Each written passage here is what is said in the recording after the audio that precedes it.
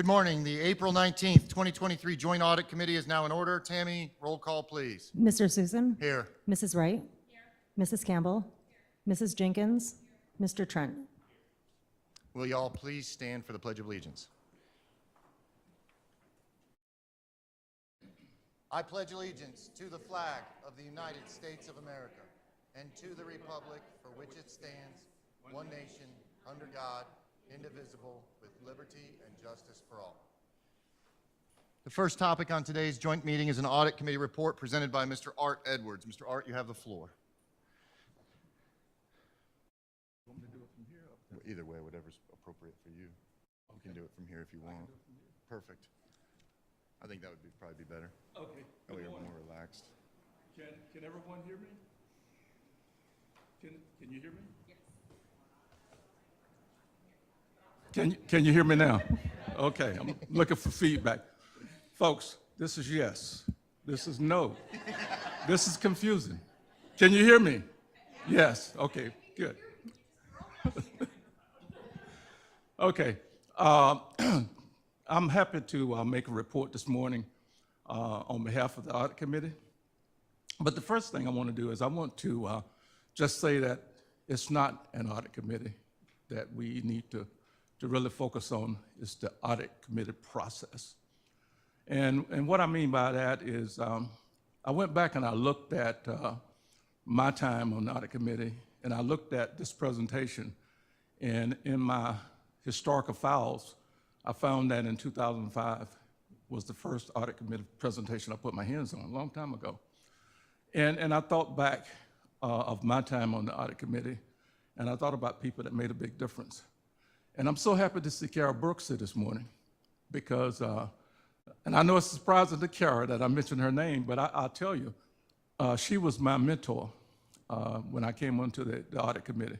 She was my go-to person to find out things about the Audit Committee and how I should conduct myself as a committee member. And I can tell you, when you get on this committee, you don't get it right offhand. It takes a while before you get it. And Carol was always there, and I appreciate you, Carol.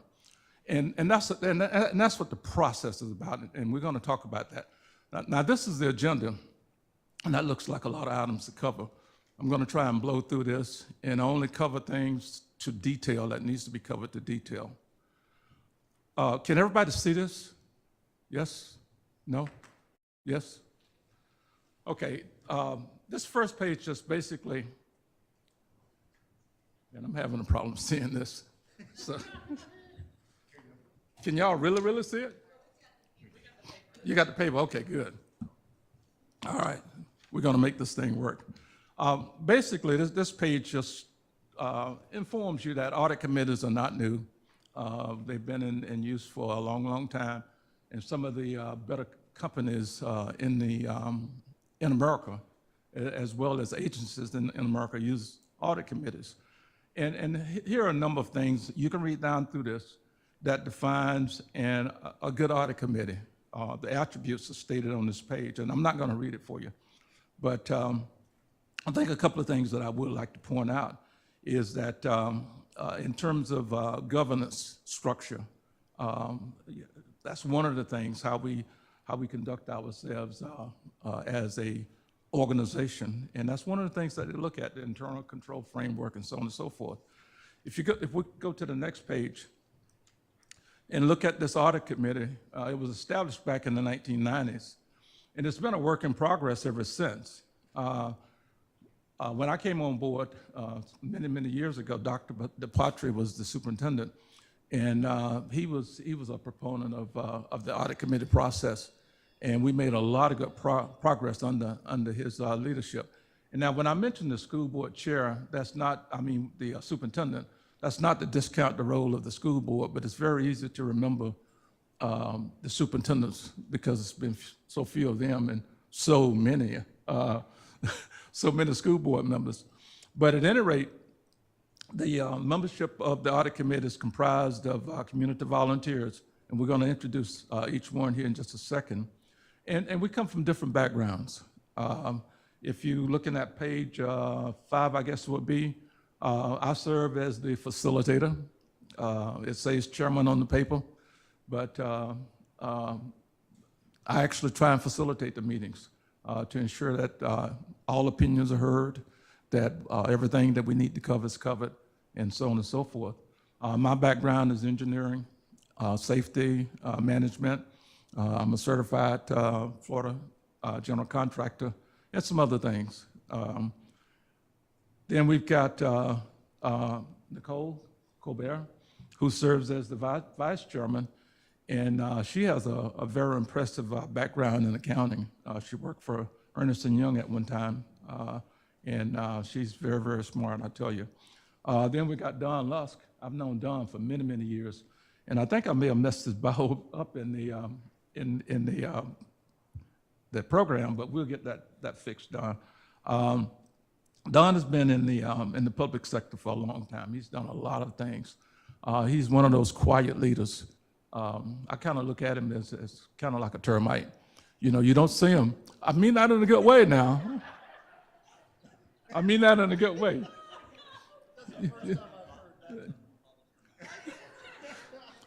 Okay, let me explain. You don't see them, but they're busy. They're doing things. I got to rethink that, Don.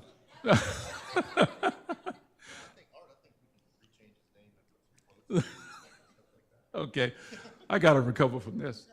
The next person on the agenda is Jim Slate. Jim, again, is one of those quiet people, but every time he talks, I really, really listen. And I listen carefully to what he has to say. And the newest member is Jennifer Parrish. Welcome aboard, Jennifer. She's getting her feet wet. She's very, very anxious to make a contribution, and we're looking forward to working with them. The school board chair, in this case, Mr. Matt, serves as the ex officio on the school board, on the audit committee. And again, we talked about the audit committee process. The audit committee process also includes the CFO. And the CFO and her staff, or their staff, I guess I should say, play a critical role. And Kara and company fall under the CFO, as well as school attorney. We don't always like what he tells us, but we always listen to what he tells us. But he keeps us in good stead. And at least once a year, he sits and he talks to us about the Sunshine Law. And he's kind of sneaky. The way he teaches is, you know, you can't go off in the la-la land because he's going to give you a test. He's going to ask you questions, and it can be embarrassing if you don't know the answers, so we do pay attention. If you look at the next page, and that shows the reporting structure. On top of this structure is the citizens of Brevard County, and it really should say the students in the school systems of Brevard County, because that's who we all report to. That's who we all serve. If you look at this chart, going down, you've got the school board, and we got two branches from the school board: the school attorney, of course, the superintendent and his cabinet, and then over to the right-hand side is the audit committee, and this is intended to show the independence. Is that this audit committee is an independent part of the school system. And the audit committee has oversight of, at this point in time, internal audits as well as external audits. And we'll talk a little bit about that, the oversight and the insight portion of things. The next page, I think, is very, very germane in terms of showing relationships. There is a interdependency. Although we're independent in a lot of our actions, we are nevertheless interdependent with other organizations. We're interdependent in terms of the working with the district staff, in terms of working with the auditors, both the internal auditors and the external auditors, and that includes the Auditor General. And I can tell you, over the years, I've developed what I consider a good relationship with the Auditor Generals. And I get phone calls from time to time, and they ask me questions, and they pass things on, if you will. If you look at our role, it's a collaborative role, and we're working together, and by virtue of us working together, we're looking to maintain confidence from the public in terms of us taking care of the fiduciary responsibilities of the Brevard County school system. The next page depicts the audit committee and our relationship from an oversight standpoint, our relationship with the various facets of audits. If you look on the left-hand side, there's the Auditor General. The Auditor General is here every 3 years, sometimes more often, but by law, every 3 years they have to come and do audits. And they look at our books from a financial standpoint. They also look for compliance. They do some IT audits, and they do some operational audits. As I said earlier, I, along with the school board chair, participate in the entrance conferences and the exit conferences. So there's a role there. And the findings are reported to the entire audit committee as well as the school board. so we have good insight as to what was found. If we go over, and from the standpoint of the Auditor General, our role is purely insight. If you go over to the right-hand side, the external auditors, and we talk about insight and oversight, we have limited oversight, rather, of the external auditors. It's only limited to the point to where, and I digress, back in about 2012, 2013, the audit committee was doing I think what was considered a great job. And so the school board said, we want you to take over the external audit function. And some of us panicked a little bit because, well, me personally, I didn't know a lot about internal audits. I was learning, but I knew hardly anything about external audits. And one of the things that we embarked on is, if we're going to do this RFP, we need to have a process. And so we worked in conjunction with the procurement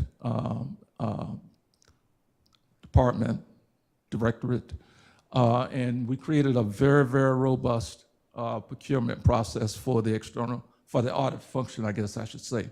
And when I say robust, you ought to go look at it. It's over 50 pages, and it covers everything that you can imagine from a procurement standpoint. It is very, very robust. And we've executed that RFP process, both in the hiring of the external auditors as well as hiring of the internal auditors. And the intent is to ensure that we have a value-added process and to ensure that the playing field is level, that no agency has a competitive advantage over another agency by virtue of anything, that everybody has an equal opportunity, and that we get the best bang for the buck. So we execute that RFP process, and we'll talk about that a little bit as we go along. But from an oversight standpoint, that's the extent of our oversight of the external auditors. Now, from an insight standpoint, they do present to this committee their findings. Well, first they present to us their audit plan, and they present findings after the audits are completed, along with recommendations if there are any. Now, if you go back to the middle, and this is our bread and butter, is the internal audits. In internal audits, we have both insight and we have oversight. And we've employed that very same robust RFP process in terms of hiring the internal auditors. And if you look at our role, and this is important, is for an audit committee to be effective, they have to be independent. They have to be independent. They have to be objective in their approach, and they have to be systematic. It can't be a helter-skelter process. It has to be a very repeatable, very defined process, and we've got that. There are a number of audits that are conducted throughout the year, and we're going to talk about that before we get done. But those audits include financial audits, operational audits, compliance audits, as well as audits of our IT systems. Look at a number of things, and by now you've probably read down to the bottom. But I think the most important thing is that not only do the auditors find things, but they come back with recommendations. And those recommendations, by and large, get factored into how the findings are addressed and how we move on. They come here and they give us our quarterly audit reports, and we have a pretty good standing from that standpoint. In terms of auditor selections, I mentioned earlier about the rigorous procurement process. I got to remember to click the clicker. And I do encourage you to go and look at that process, and I think you'll be impressed. The audit committee cannot take credit for creating that. We had a big input into it, but the procurement folks are the ones that really made it happen. And I went back and I looked at the original document, and one of the things that they required of the audit committee was to come to training. So when we go through the next round of procurements, and we've done this every time, they make us come and sit several hours, and they go through the procurement process. They not only tell us the do's, but they also tell us the don'ts. And they ensure that, that we understand our responsibilities and our obligations in terms of the procurement world. At any rate, we've made recommendations to the school board for the contracts for both the internal audits and the external audit world. And in both cases, we've made recommendations that included not only a base contract, but also included some optional one-year extensions. And what that does is that gives us an opportunity to evaluate, and we evaluate the auditors, both internal auditors and external auditors. We evaluate them on an annual basis. And this is not a check-the-box exercise. We're very serious about that. The plan here is if we have any concern about the performance of the auditors, we don't want to wait until the end to say we don't like some of the things you're doing. We will tell them on an annual basis, here are the weaknesses you need to go and work on. We will also tell them the good things that they're doing. And by and large, it's good things, but at the same time, we're going to be objective and we're going to be fair. And by now, you've probably read down through this thing, but you can see that Moore Stephen Lovelace was the external audit firm that we chose. RSM is the internal audit firm that we chose. And one of the things I want to point out is that the way the system was set up prior to 2014 is the Auditor General comes in every 3 years and does an external audit. And what that meant is that on that particular year, the only external audit was done by the Auditor General. And so what the process that we put into place did is it gave the school board an option to have the school board hired external auditors to also, or to do an external audit on that third year that the Auditor General is here. And what that has done is that it has allowed the Auditor General to kind of relax some of the things that they do. And they use some of the existing work of the external auditor in their audits. So it's worked very well. This process has worked very well for the district, as well as for the Auditor General. If the next page, this just shows the count of the world of audits that we delve in. There are compliance audits. There are financial audits that we perform, performance audits, and for the last, I'd say at least 10 years, we've looked heavily into IT. And as we get into the cyber world and concerns about cyber stuff, we'll be looking probably into IT even more, as well as connectivity things, making sure we got the right tools, making sure that we're getting the best bang for the buck from an IT standpoint. Now, how do we do it? We do it by, first of all, ensuring that we understand the kinds of things that keep the school board up at night, the kinds of things that we ought to be putting some close attention to.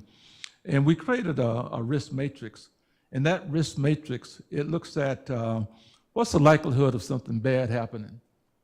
And if something bad happens, what's the potential impact? How bad can it be? And that's what this shows you. If you look at this matrix, you begin, if you start with the bottom left-hand side, where you've got basically low exposure and a very low likelihood of something happening. These are the kinds of things that we simply monitor. But if you go over to the right-hand side where the exposure is moderate and the impact is more profound, the attention that we give is a little different. If you hop up to the upper left-hand side rather, where the risk impact is greater and the likelihood of occurrence is a little greater. And we handle that a little different as well. And where we put a lot of attention is on the right-hand side, where the likelihood of something happening is pretty high, and if it happens, it is bad. And that's where we try and put most of our dollars.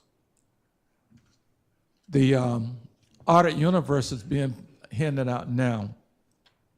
And just to give you a little history on the Audit Universe, as I recall, when we created this thing, the chair of the audit committee was the CFO for Northrop Grumman, and he had all of the good letters behind his name, as I recall. He was a CPA, and he was a lot of other things, good things. But he kind of led us to create. First of all, we looked at everything that we should be auditing, and we compiled this, and then we determined, well, we can't audit everything, so let's prioritize it, and that's how this matrix was developed. And over the years, we've put attention again based on that risk matrix that we talked about a couple of minutes ago. Am I going too fast? No? Okay. But at any rate, I'm not going to go down through this, but if you look at this, this is very, very comprehensive. And again, this is a work in progress.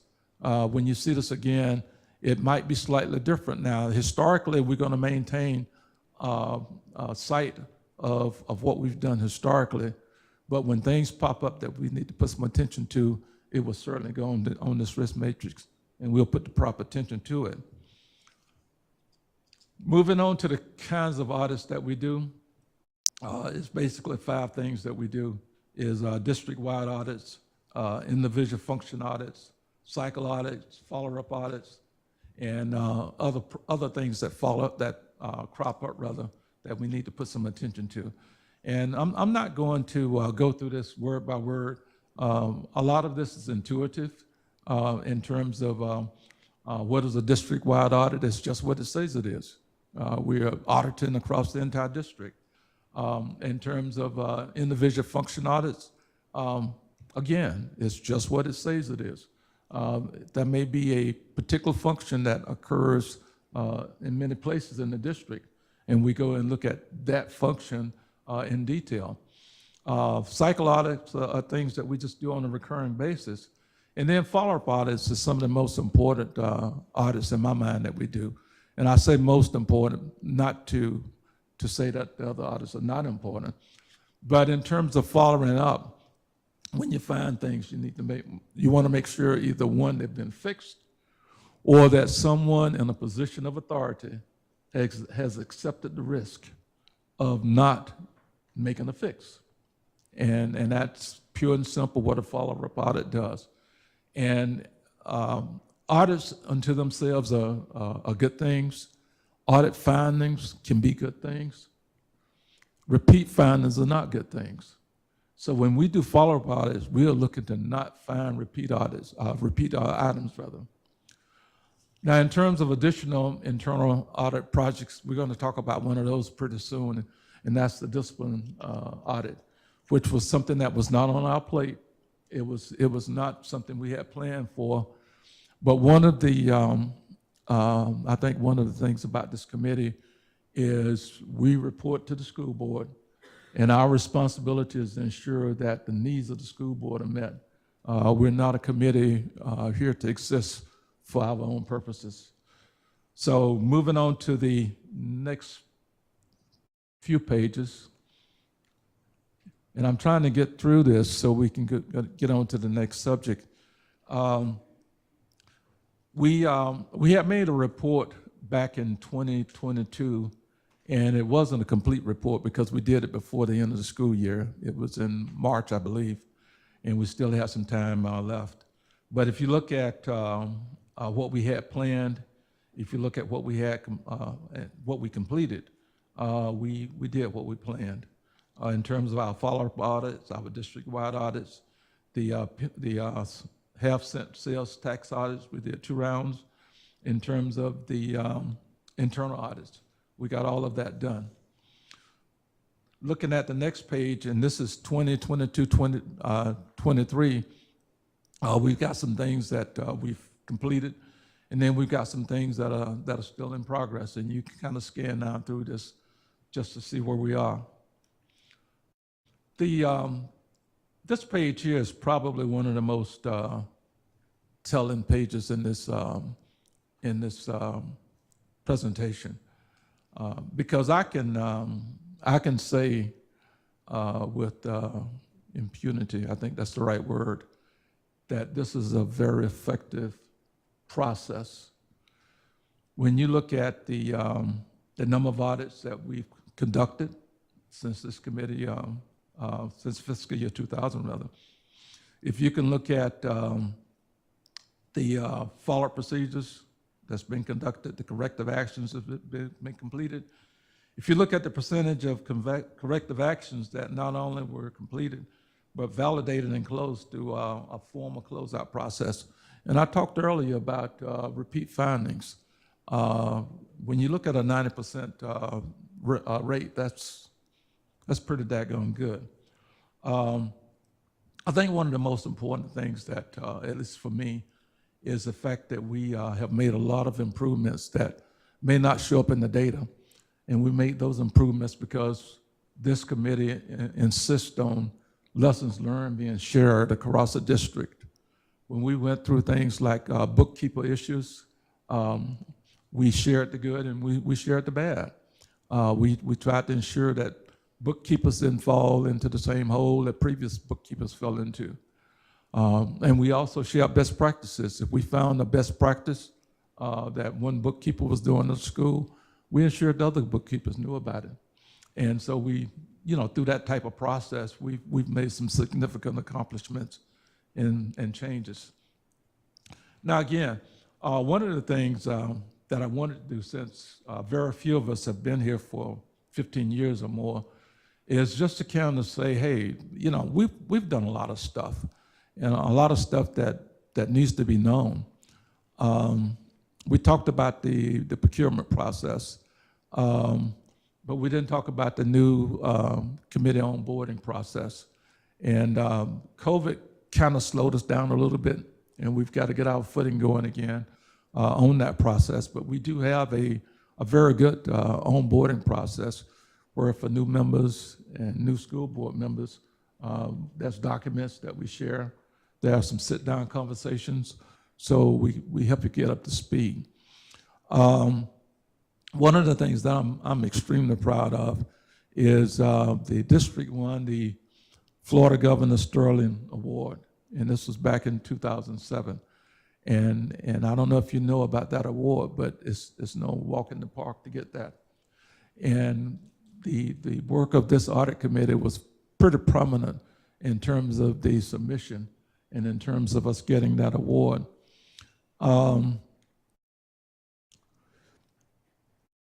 of the other things that we did is we recognized as a committee that we had to have some due diligence in terms of ensuring that the external auditors and the internal auditors had good succession plans, that we didn't have a case where we might have an audit firm that loses a key person and sets us back in terms of our ability to get our work done. So one of the things that we put into the contracts is to make sure that there are good succession plans for both the internal auditors and the external auditors. The next page, it talks about the half-day workshop that we do, and that workshop is devoted to training the audit committee members. And I talked kind of jokingly about, well, not jokingly, I was serious, about the school attorney.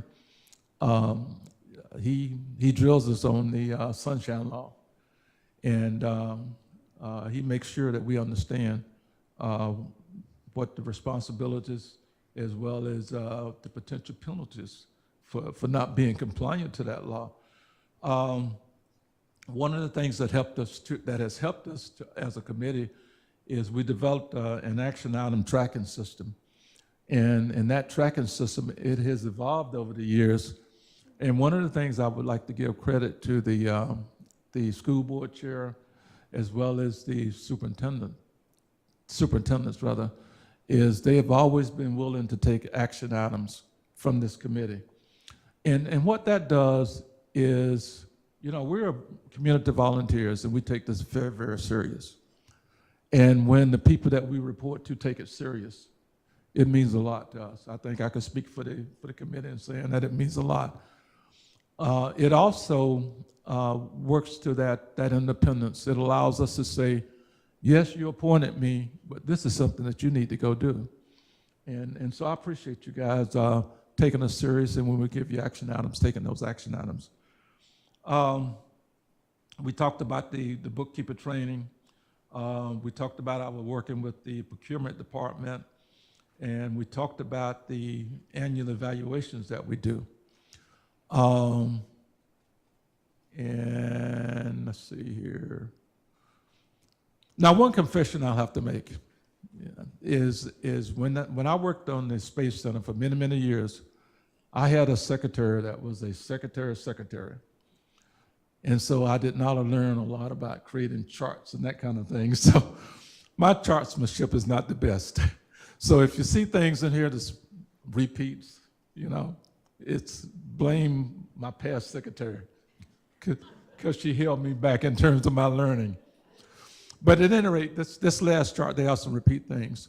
But a couple of things I want to point out on here is we do maintain a sensitivity to opportunities to go and make improvements. And I think we as a committee do a good job in pulling those things out and putting those things on the table and making sure that we're attentive to them. We've completed 100% of our goals and objectives. Sometimes we have to change those goals and objectives, but we have a good track record in terms of getting things done. And we continue to review ourselves. We're in the process now of reviewing our charter for continuous improvement.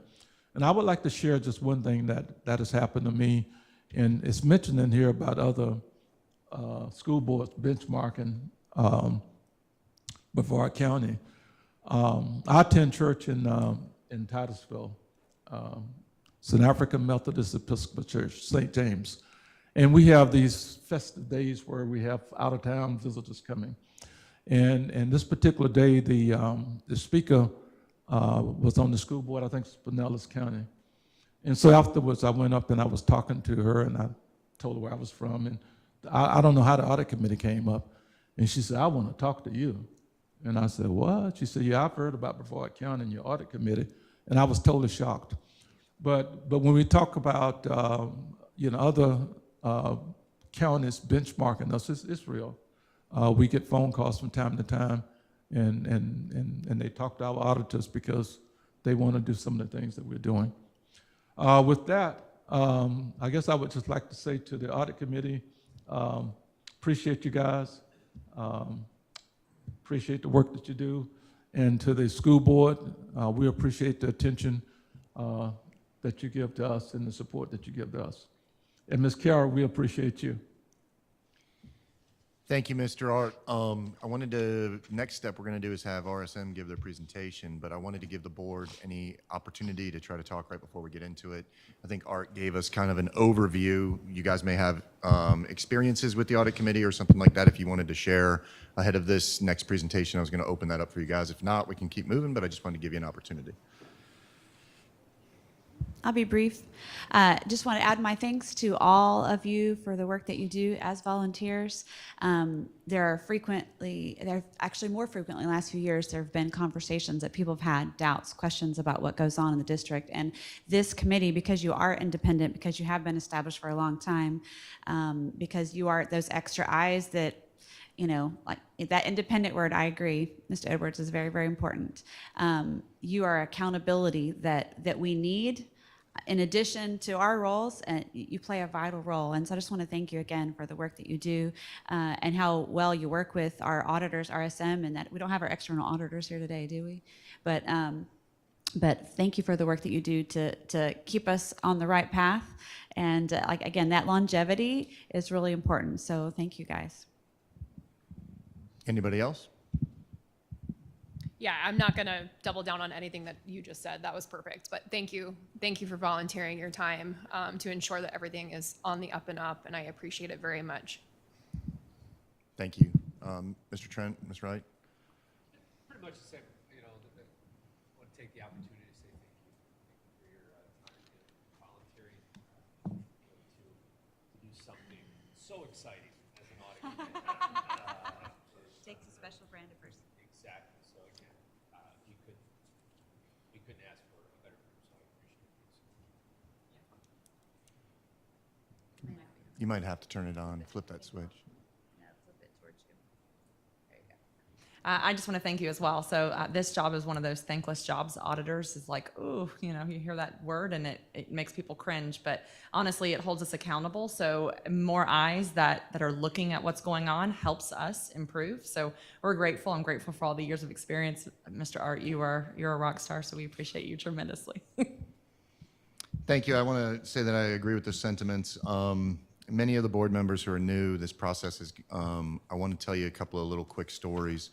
I relied in my first year, like you're going through an audit right now, prior to Ms. Campbell and Ms. Jenkins being on here, we had 2 audits that I called outside the scope. And in both cases, they needed to be audited. And I want to tell you the independence that occurs when you make a phone call to request an audit for something that's really going to be a tough situation for the school district, and you pick up the phone and you call Art and you say, hey, Art, here's what's going on. This is what I feel. Here's the valid piece behind it. And Art says, you know what, that sounds like we need to take a look at it. It does work independently. And I will tell you that RSM, through the years, you guys have not only done a great job as far as auditing our school district, but there's many things that I wanted the new school board members to know with budgets, with everything else, that you can call on them. Like I can call Laura or Jennifer within 2 days, be inside your office, sitting down, going over whatever my concern is. And that is incredible. Many people don't know that their headquarters are here.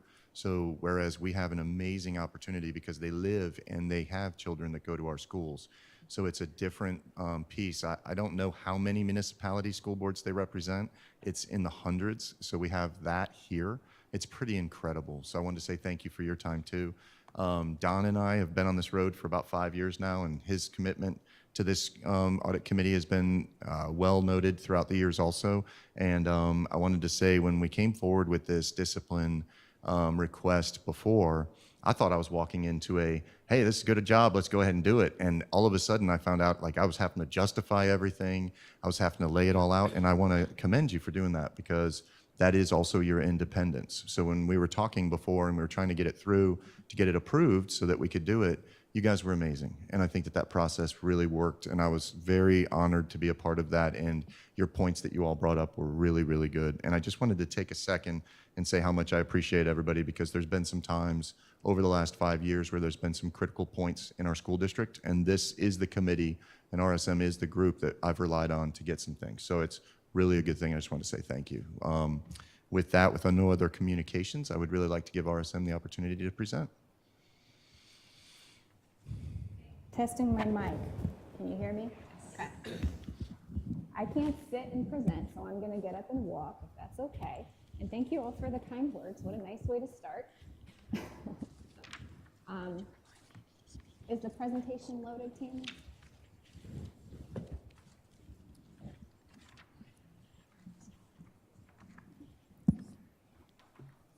Do you have a clicker, Art?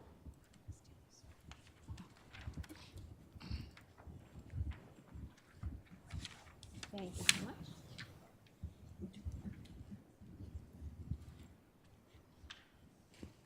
If you have some of those extra copies, if we can hand them to some of the groups, that'd be nice. I think we have a group over here. If you can hand them, there you go. Thank you.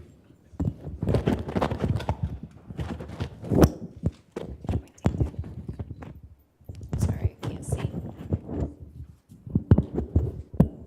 All right, is that better? Yes. Okay, it was pointing down.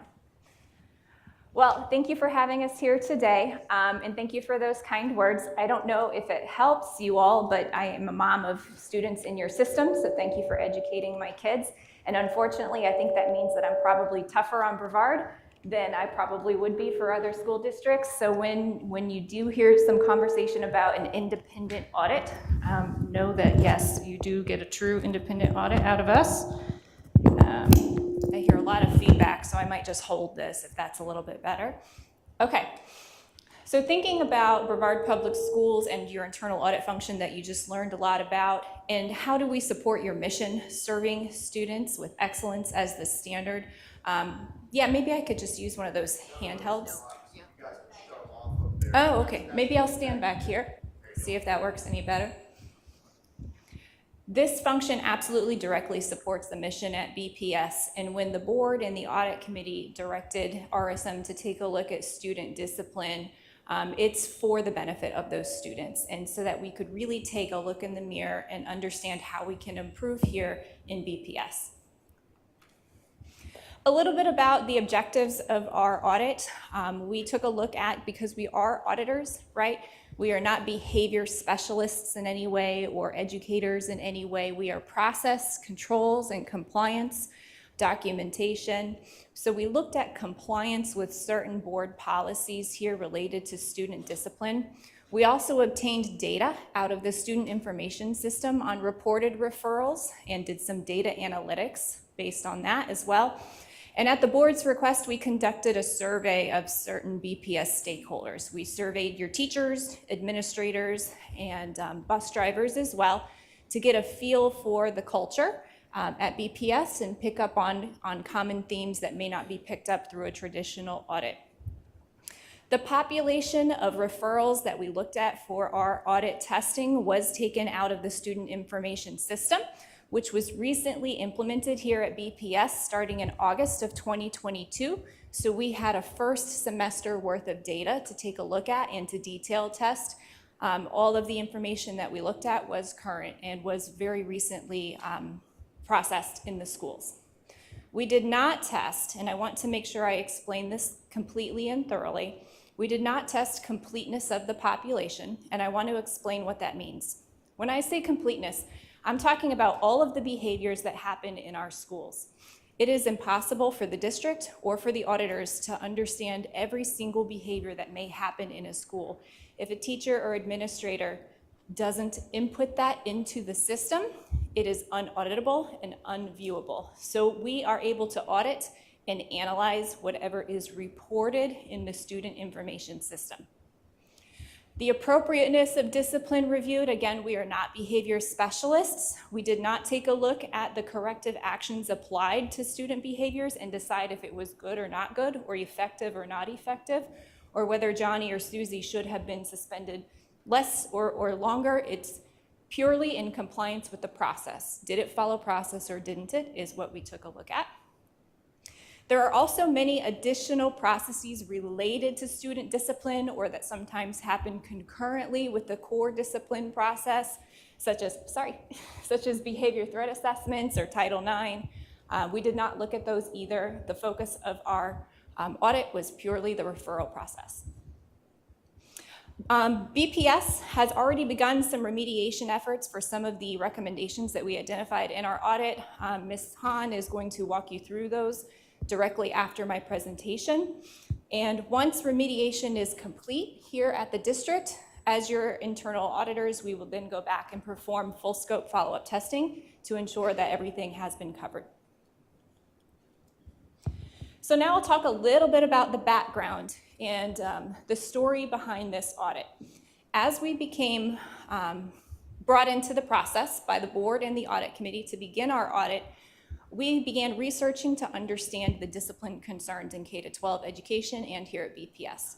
We learned very quickly this is a national level conversation. Districts around the country are talking about their challenges with student behavior and student discipline. We identified and categorized the key factors that we found in our research in these little bubbles around our green wheel. Impacts from the pandemic, students who were not in person, not in a classroom setting, and coming back from the pandemic maybe have picked up some behaviors or forgot some really good behaviors on their way back into the classroom. The turnover and vacancies wheels, this continues to be a struggle with K-12 education, not just at BPS, but across the country. Teacher turnover is a problem, and vacancies in the teachers' positions and administrators' positions is a concern of many, many districts. Parental involvement continues to change. You have continuing ends of the spectrum on how involved or not involved the parents are or are not, and how that works together with our school leaders. Class size is also a challenge. When you are short on teachers and administrators, it can impact your class size. You could have more kids than you had planned in your classroom.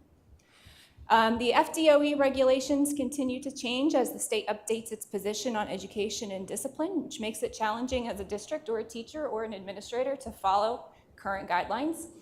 And mental health is a challenge for many, not just K-12 education, but worldwide. This is a topic that we continue to analyze and evolve and adapt. Timeline, just to show how quickly we were able to move through this audit. We began having the conversations with the audit committee chairman and the board chairman back in December related to this internal audit and how we could accomplish it. And just want to give special thanks to all the district leaders and the staff and the principals who worked with us on such a large project in such a short period of time. Really appreciate their time and their input. Also appreciate the additional agencies that worked with us, Brevard Federation of Teachers and others. Thank you very much.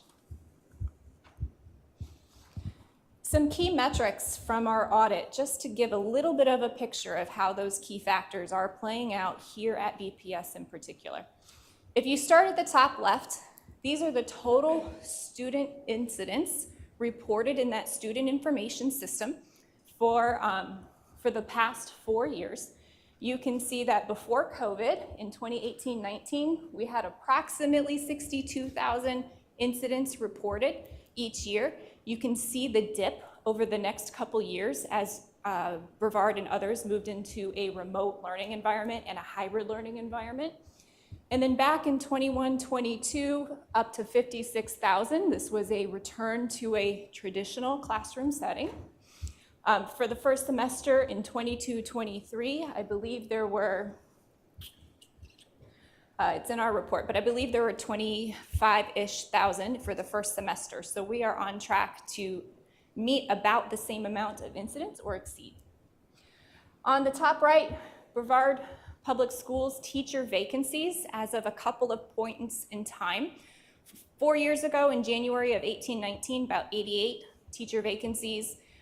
In 22-23, January, 158. That's an increase of 80% year over year, 4 years between.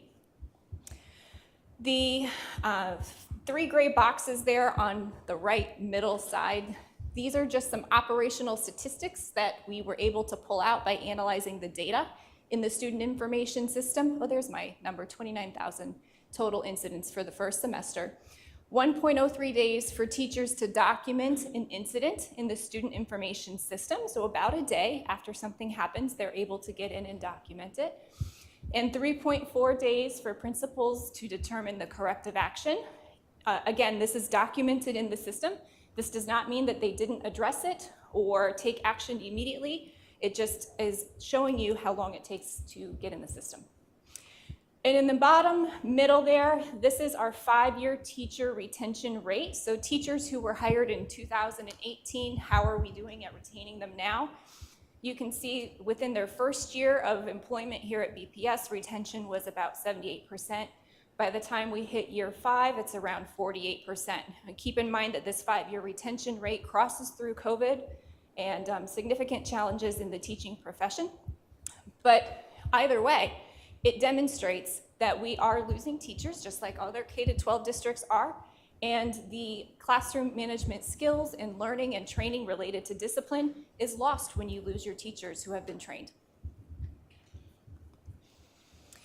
This slide is just a snapshot to give a picture demonstrating the complexity of the regulatory environment governing student discipline. Not only are there federal regulations, there's state regulations, board policy, administrative procedure. It's incredibly complex and highly regulated. Now let's talk a little bit about how student discipline is managed and administered here at BPS. Wanted to demonstrate through this picture that many folks across the district have a responsibility as it relates to discipline. This is not just a conversation about the school board or about the schools or about leading and learning or about the superintendent. It's about all of these various roles and how they work together to monitor and manage the discipline here at BPS. Now, how is a referral actually reported and documented in the system? The 4 squares on the top are kind of our workflow. If a student has a behavior in the classroom that doesn't meet our code of conduct, the teacher will document the details of that incident in the student information system.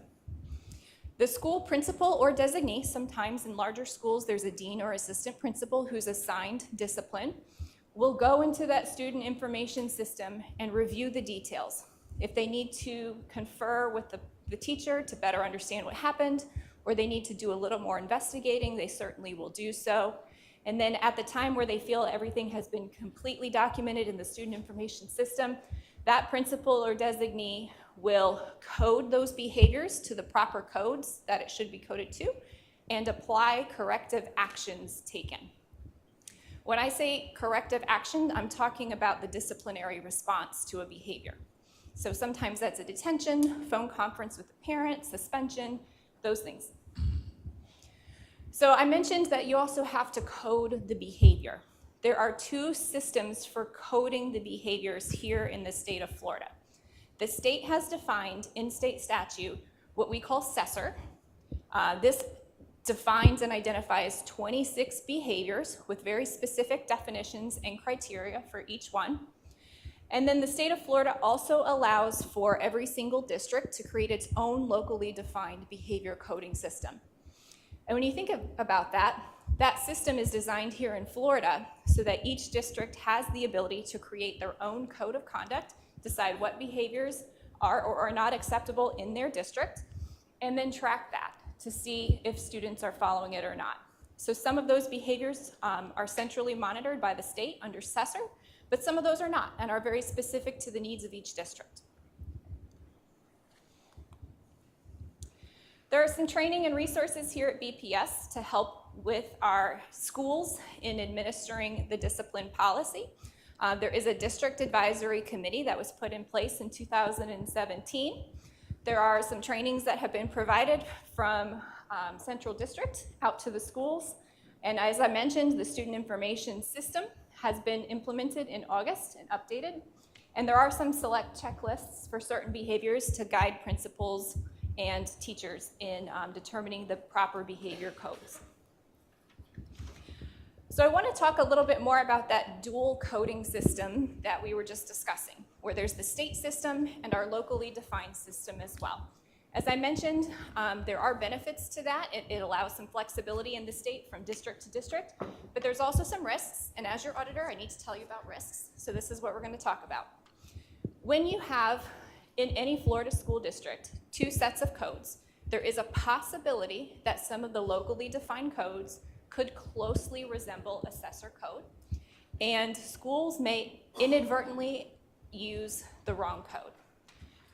This is why it's really important to have thorough, in-depth understanding as someone in a classroom or as a leader of a school of the definitions of these codes so that we don't accidentally code something to a local code instead of a CESR and inadvertently not report that to the state. So some of the codes at BPS that are locally defined that closely align with CESR, but there are reasons why they're different than CESR, are some of the ones on the screen. Some that also became very commonplace for us to discuss throughout the audit was the fighting code. So a CESR fighting code is very specifically written. CESR requires 3 things to have happened in a school fight for it to be called a CESR fight.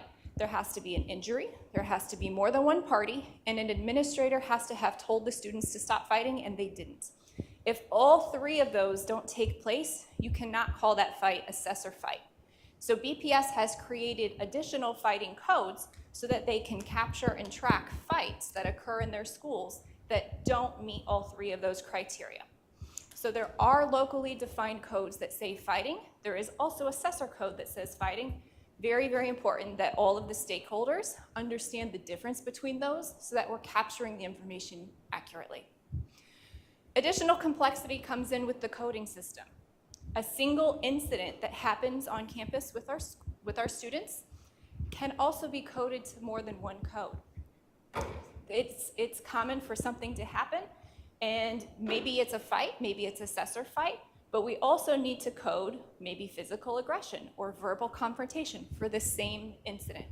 So when you're analyzing the data and looking at the trends across the district, it is not a one-for-one. Many times an incident will have more than one behavior identified and more than one corrective action.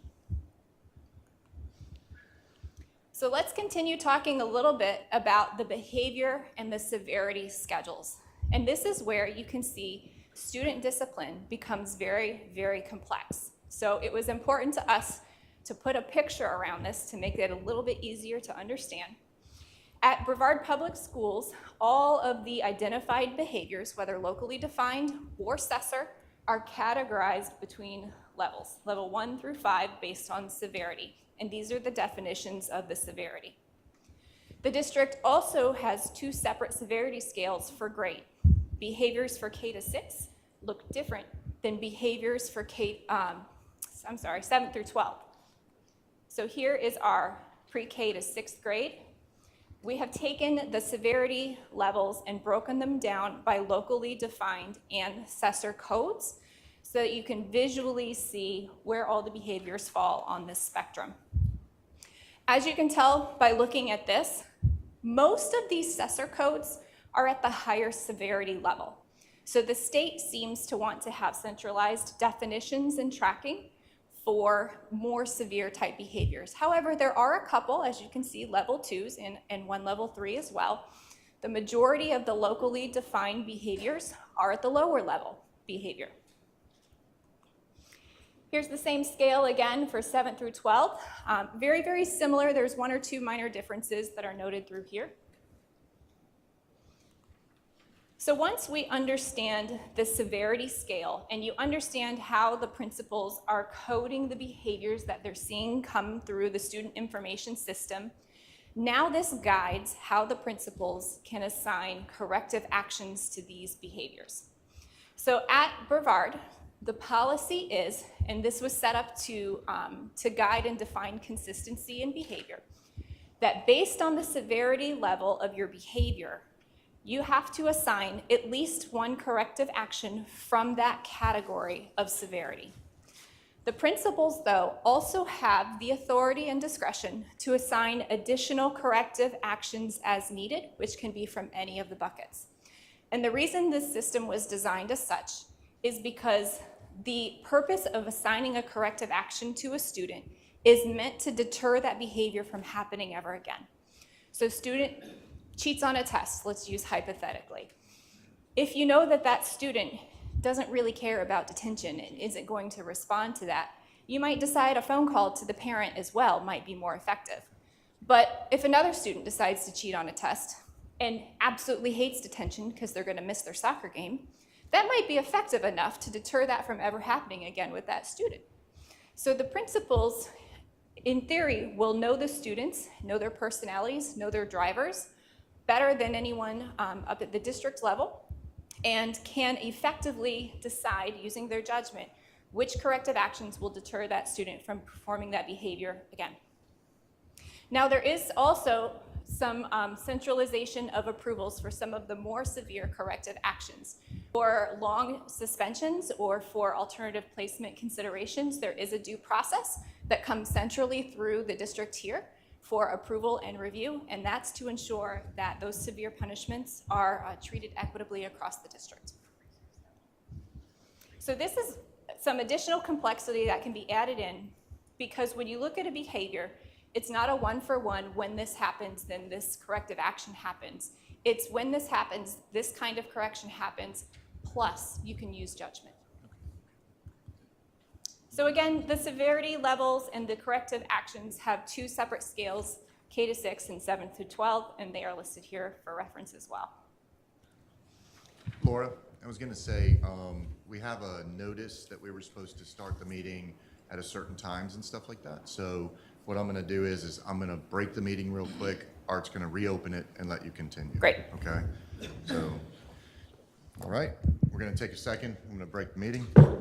Meeting's adjourned. Thanks. Okay, I'm calling the order of the school board, Brevard County Audit Committee. Today is Wednesday, April 19th, 2023. Good morning, everyone. All right. We've had the Pledge of Allegiance. Turn the floor back over to Laura to complete the discipline audit. Thank you.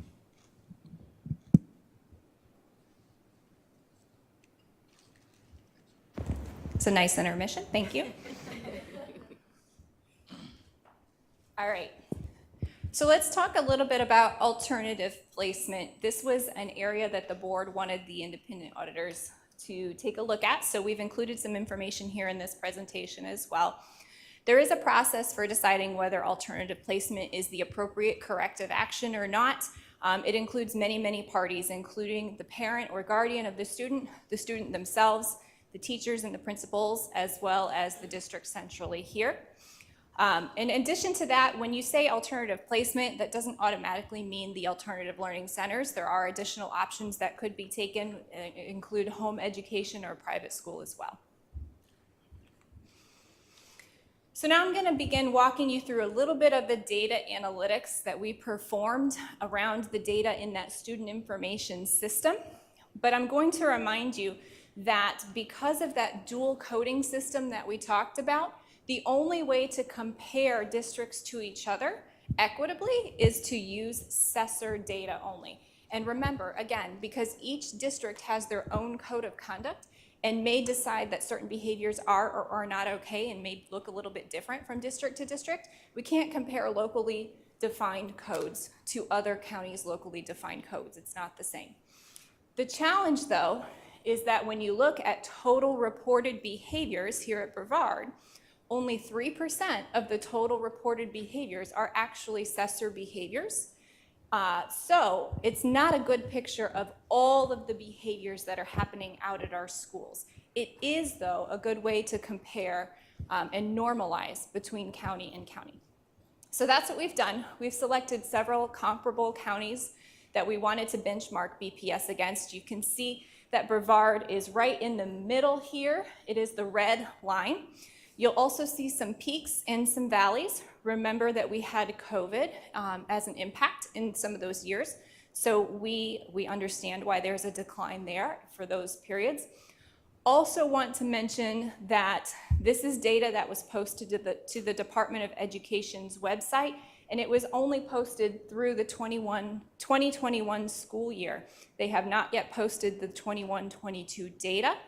As we know, that was a return to a traditional school environment, so I would expect that when that data is posted, we'll see some increases in all of these counties here.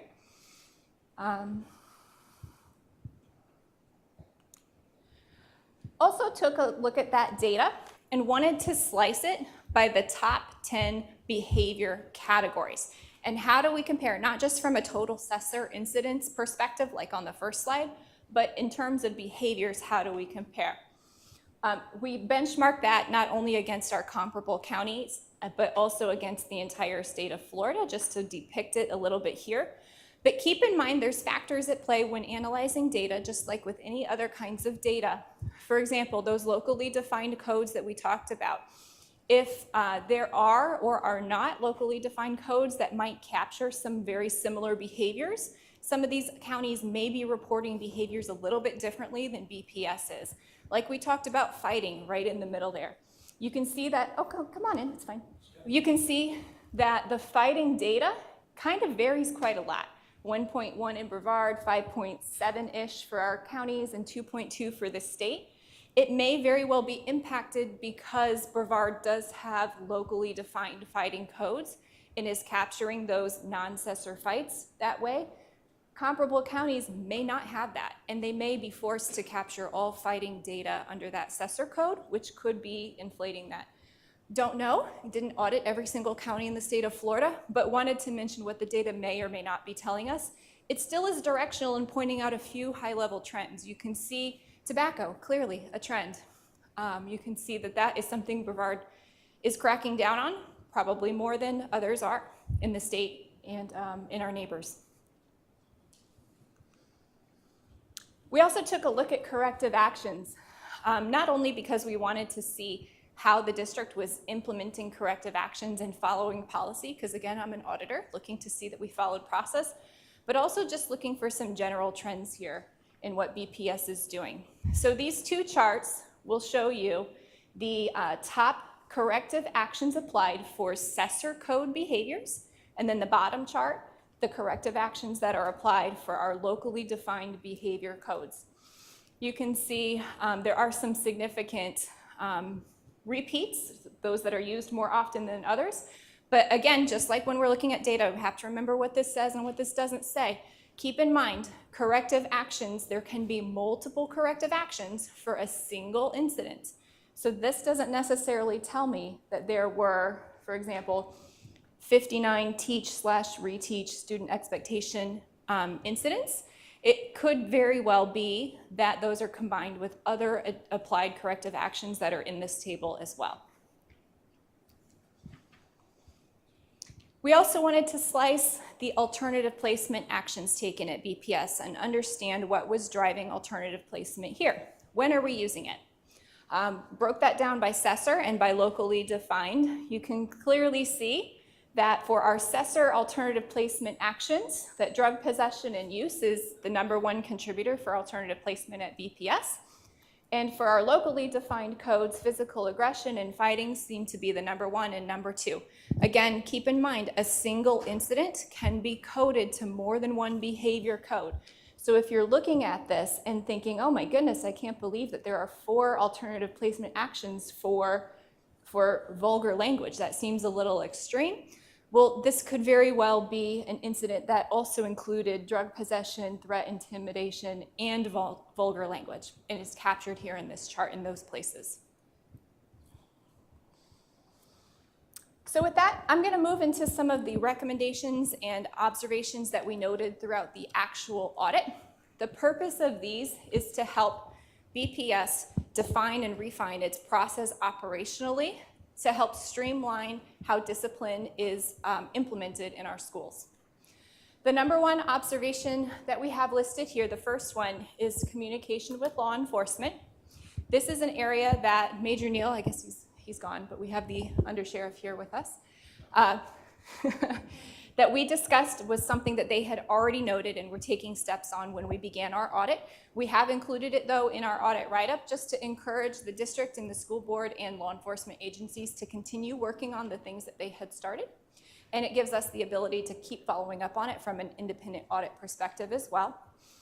So statute requires that districts engage with law enforcement agencies with a memorandum of understanding that dictates that they will communicate when there are threats to school safety. BPS has those in place. We are compliant with statute. But in order to just enhance that further and make this a little bit even more highly functioning, there's an opportunity there that BCSO is leading through Office of District Security here to define that even further. And let's spell out a little bit what that looks like, maybe what types of acts are we talking about, dig into the specifics of the communication process itself. Again, just to enhance and clarify so that all of the agencies that BPS partners with to keep our schools safe are working under the same process. It's a community effort to bring the community together under deeper understanding of what school safety is and what everybody's role and responsibility is here as well. So kudos to all parties engaged. #2 is going to be the major topic, and you'll see how it's going to affect the rest of the observations that I walk through. But here, we're really talking about the elevated risk of student discipline in K-12 education today. Like I walked you through in the very beginning, those various risk factors, those are nationwide. We're seeing trends in turnover. We're seeing mental health. We're seeing vacancies. We're seeing these things all over the place. And K-12 education just is not able to operate the way that they have been any longer as it relates to student discipline. We must evolve and adapt, just like commercial entities do when there's a change in their landscape and in their industry. K-12 needs to do that as well. So we're recommending here at BPS, the structure that has worked in the past should be evolved as well as it relates to discipline. And instead of having, remember the wheel, different roles and responsibilities across the discipline, we should create at BPS here a centralized discipline department with a cabinet level position that reports either directly to the superintendent or the deputy superintendent to oversee and govern discipline in our schools. The overall goal there is to streamline the communication, one-stop shop for our principals and our teachers to call, ask support from, get clear guidance on instruction and enacting discipline in their students, help us apply that equitably across the district as well, and provide comprehensive, very robust training to our users at the schools. Consistent messaging, support, so that teachers, administrators, bus drivers, district personnel, all on the same page, marching to the same drumbeat about what we're doing here at BPS to address discipline. In addition, the Discipline Advisory Committee could be elevated. The Discipline Advisory Committee is made up of many different stakeholders. We encourage that. We think district security should be part of it, BFT, teachers, principals, district folks, and other stakeholders that the district might identify as having an important perspective on discipline in our schools. And this committee should have direct access to that leadership role in the cabinet that we were talking about, leading that discipline department.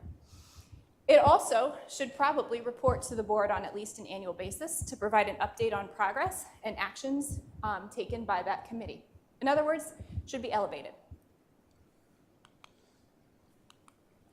Number 3, formalized monitoring processes.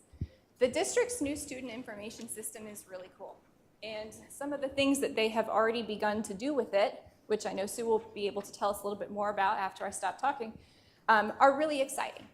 And we'd love to see that enhanced. For example, we could get deeper into the corrective actions taken, dive into those analytics and those details on a real-time basis so that the district can support compliance out at the schools, see if a principal needs help, see if a teacher needs help, or see if they just need a little extra oomph to get their items documented on time. Also could provide some really key, interesting information to the board and to leadership so that you all can make real-time decisions on policy and whether or not policy that you have implemented is as effective as you would like it to be. You can make those decisions real-time with the data that you'll be able to have now.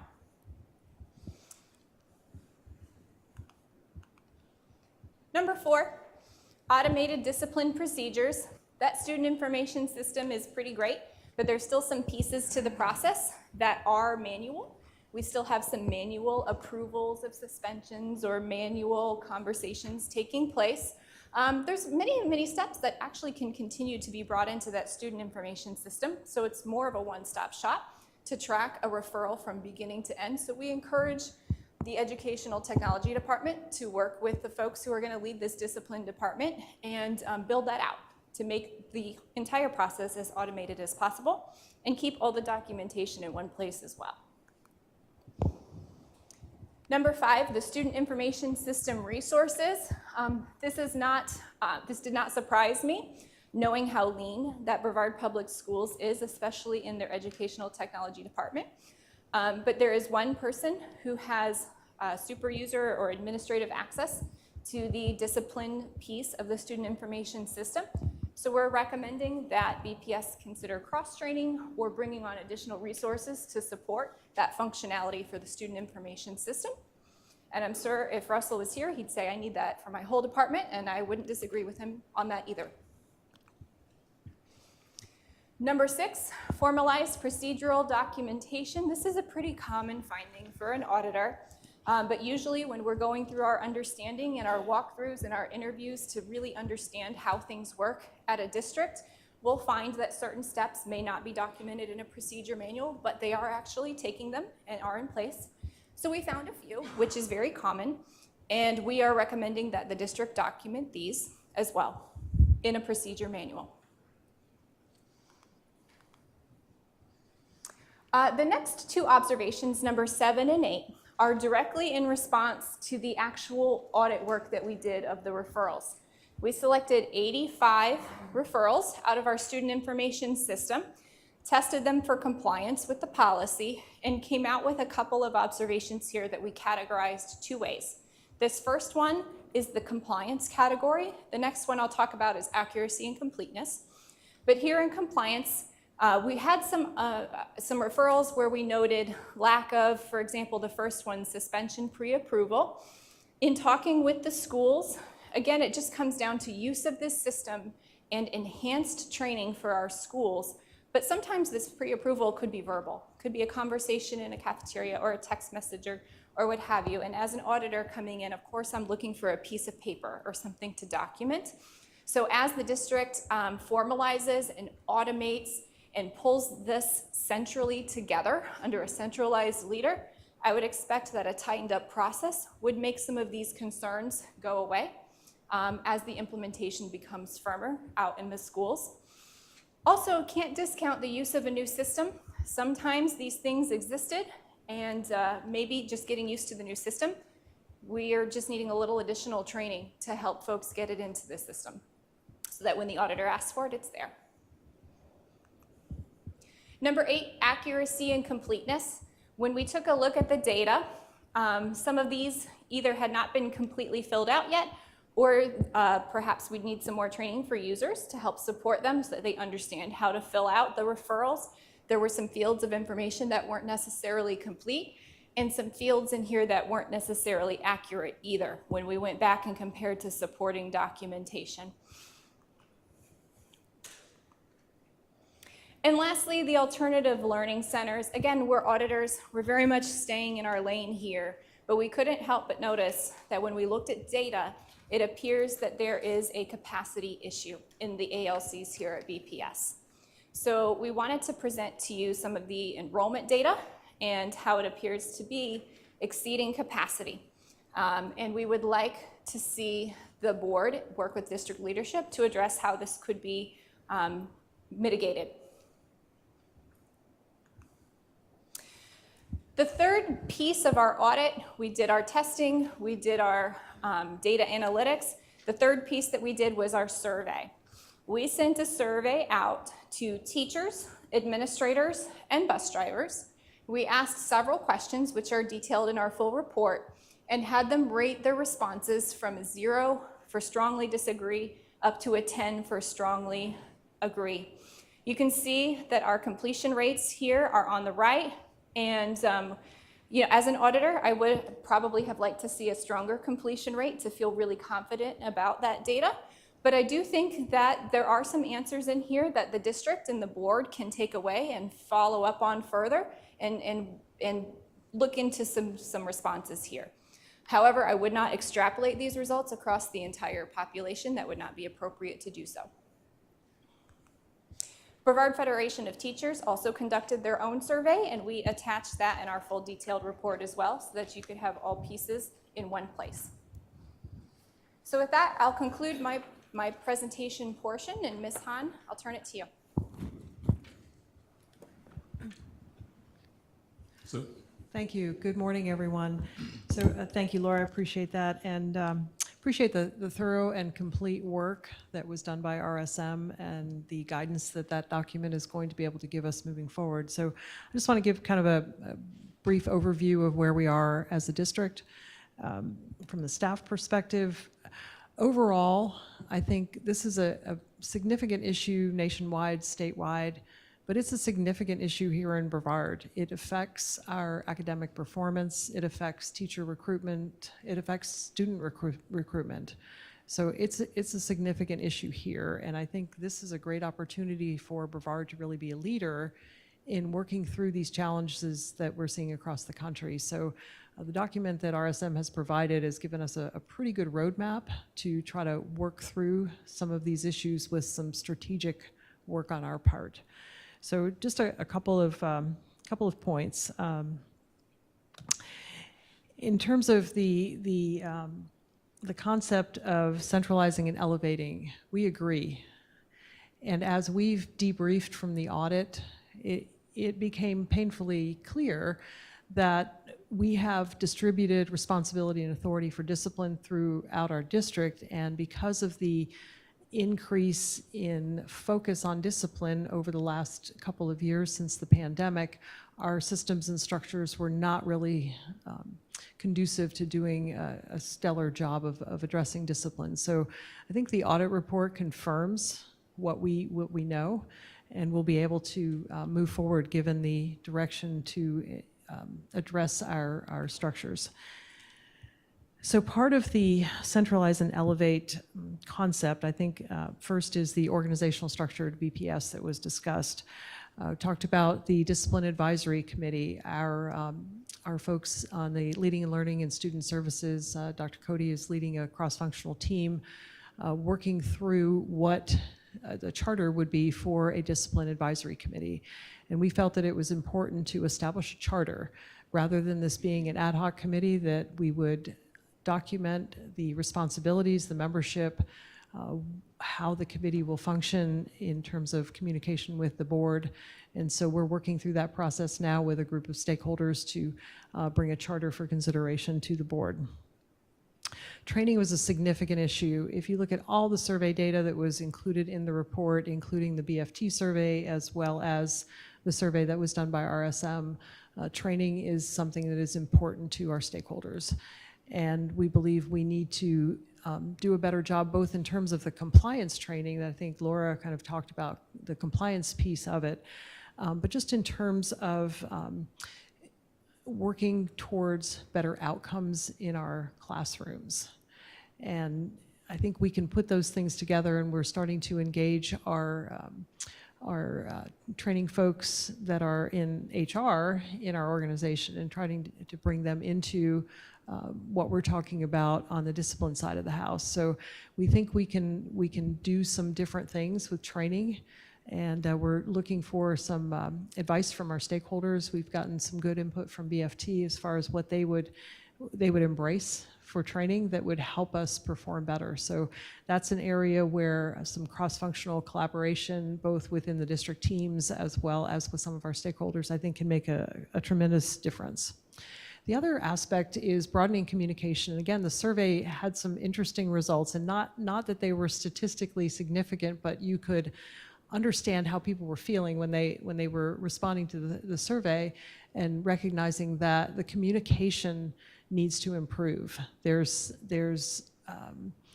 some disconnects in terms of our communication, and so engaging our parents, engaging our students, engaging our stakeholders, engaging our own staff in terms of the responsibility and accountability for better outcomes in our classrooms, it's really important, and we need to take a hard look at how we do our communication. And our student information system that has been in place since August of 22 is really an outstanding vehicle for doing that. As the former facilities person, a month ago, I have recently become acquainted with our new student information system in the context of this audit, and it has so much powerful data in it that we can use as cross-functional teams throughout our district. Our leading and learning folks, our student services folks, our training folks, like everybody can use this information to perform better and respond to several of the things that were found in the audit. Just the list of referrals, we can go back and look at those referrals, and we can correct those issues that were identified in the audit using our student information system. But the other thing that I think is super powerful and requires an add-on module is the ability to be transparent with that data.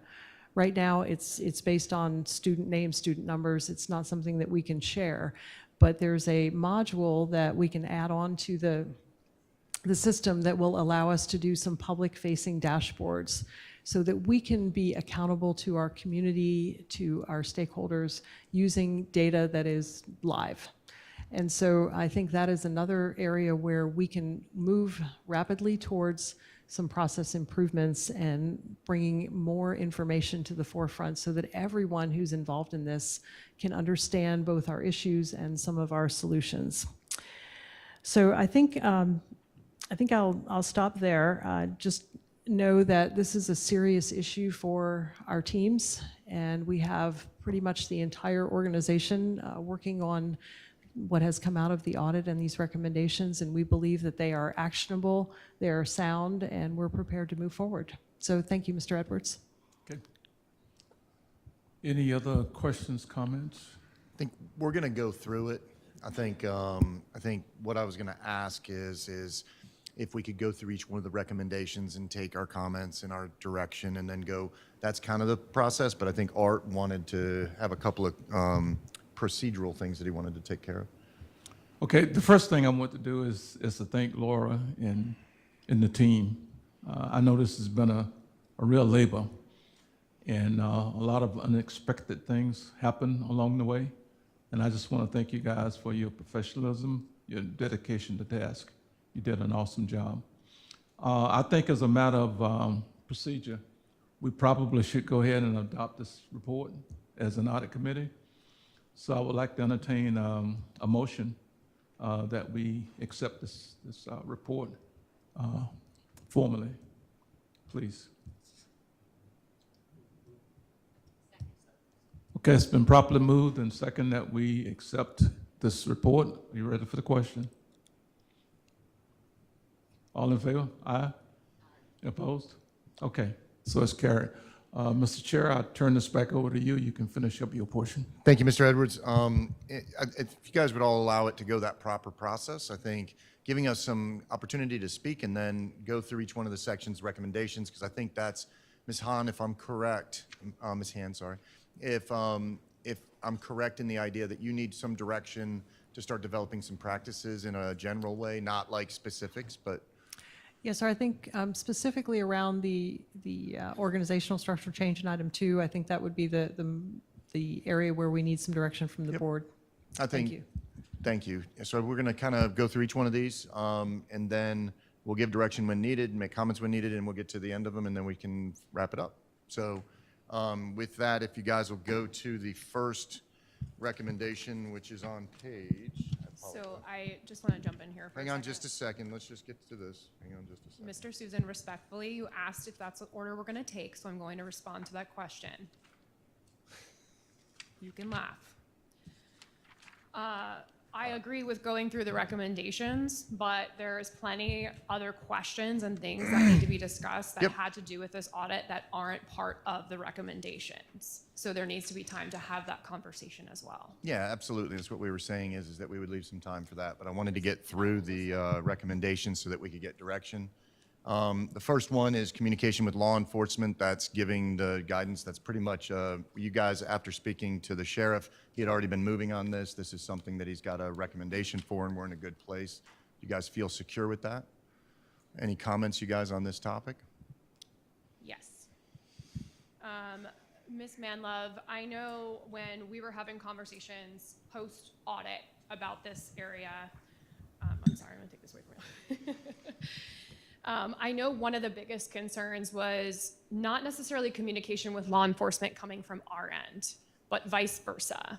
And so I just would like you to confirm publicly, because there was a lot of statements made publicly on December 8th that BPS was not relaying certain information to law enforcement. So did you feel that you found that throughout this audit? Or did you feel like there was a lack of communication because we use so many different law enforcement agencies and they all have different ways of communicating back with us?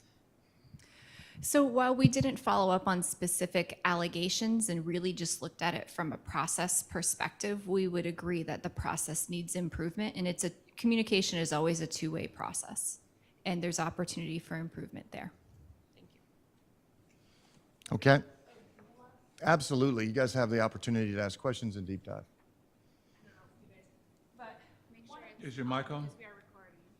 Flip the switch towards you. It's on the top. Pull it towards you.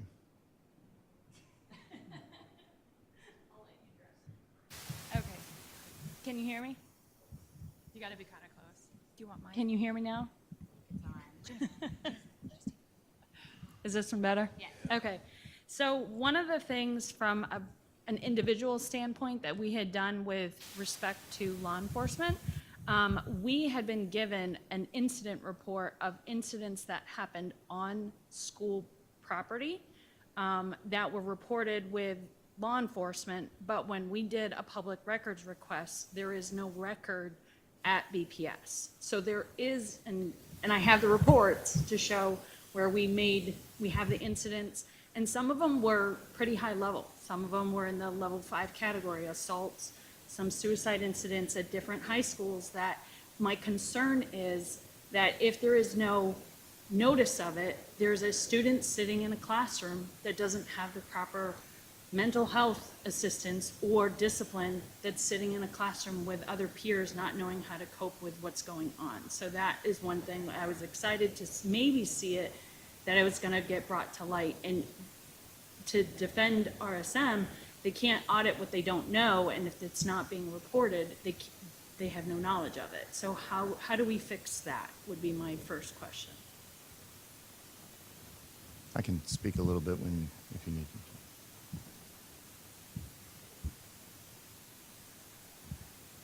So my only response to that is I'd have to take a look at what you're talking about, and we would have to look at our process and where we fell short in our process and correct it. Yeah, I think, if I may speak, RSM was talking about the process of how is this being communicated. And I think that you're 100% right, that it is both ways of communication. Where we've seen some of the other incidences and where some of this comes up into play is law enforcement in some of the municipalities on videos with buses and stuff like that is not enacting certain things that they're supposed to be based upon communications and setting that up. So this will help with that process because whereas it's explaining to them and them explaining back and everything else with the communications process, it's setting up a formal process that we can identify. And RSM was, just like you said, not so much looking into actual incidences and saying there's one, there's one, there's one. No, there is a communications that we need to work on, and I think that's what does this. So if that helps, I think you're right, Ms. Jenkins. I think everybody agrees that we need a process that needs to be improved, and it's there.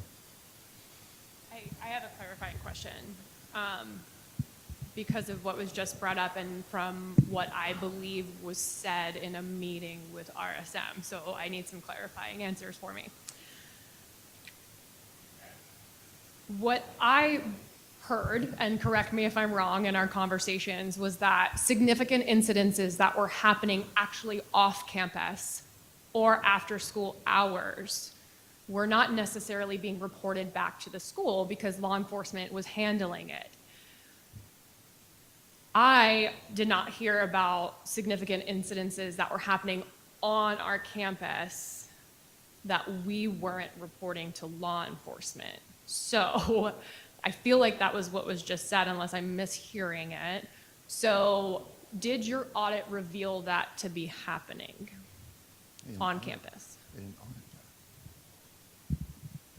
So our audit focused on what was reported as a disciplined incident. And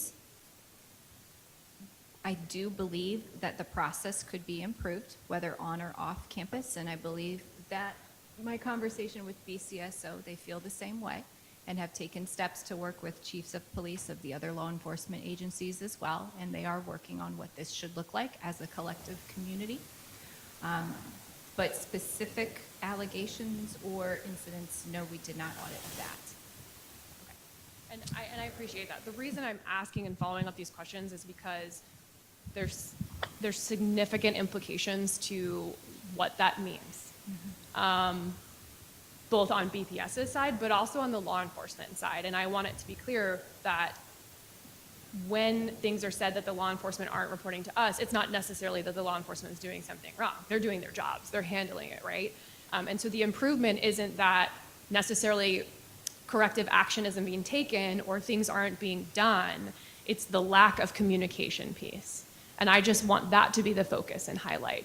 The reciprocal communication is where we need improvement. It's not that those incidences are not being addressed.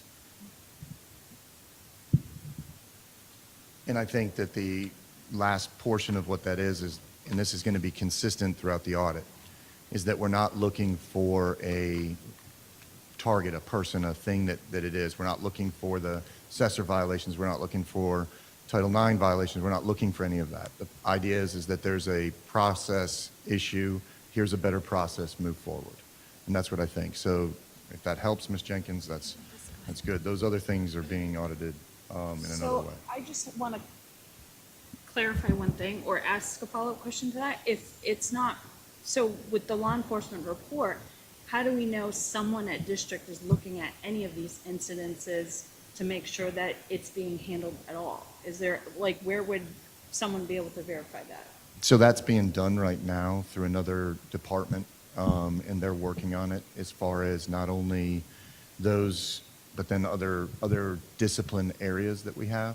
So it's an outside agency that's starting to look at that to say, hey, here's some recommendations. And the idea was that we as a district need to look at processes and improvements and stuff like that, not actual trying to find incidences and reporting, you know what I mean, those things. Because I've seen some things that are on videos. I've seen some things that are there that, you know, there's room for improvement. But instead of getting into each one of the IDs and saying, hey, this is wrong, we just find the process, move forward. But those reports will eventually come. So just to help you. Mr. Susan, I think this actually is a great segue into, and I'm not trying to rush us along, but I think it's a great segue into number 2, which is, has a big part of it, it's the training. Yeah, so are we all good with number 1? Are there any other questions? Mr. Trent, Ms. Wright, you guys have anything?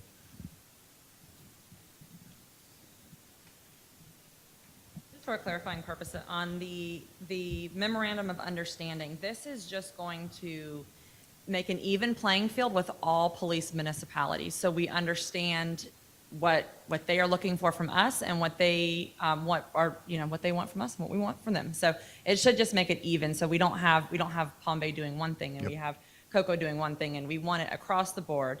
So the memorandum really will clear it up. I think this will help, and then now we know moving forward a clear expectation. We will have a clear result that will be produced from that. So I'm in favor of number 1 moving forward. Yep. Okay, let's go on to number 2. Yeah. If there's no further conversation from the audit group.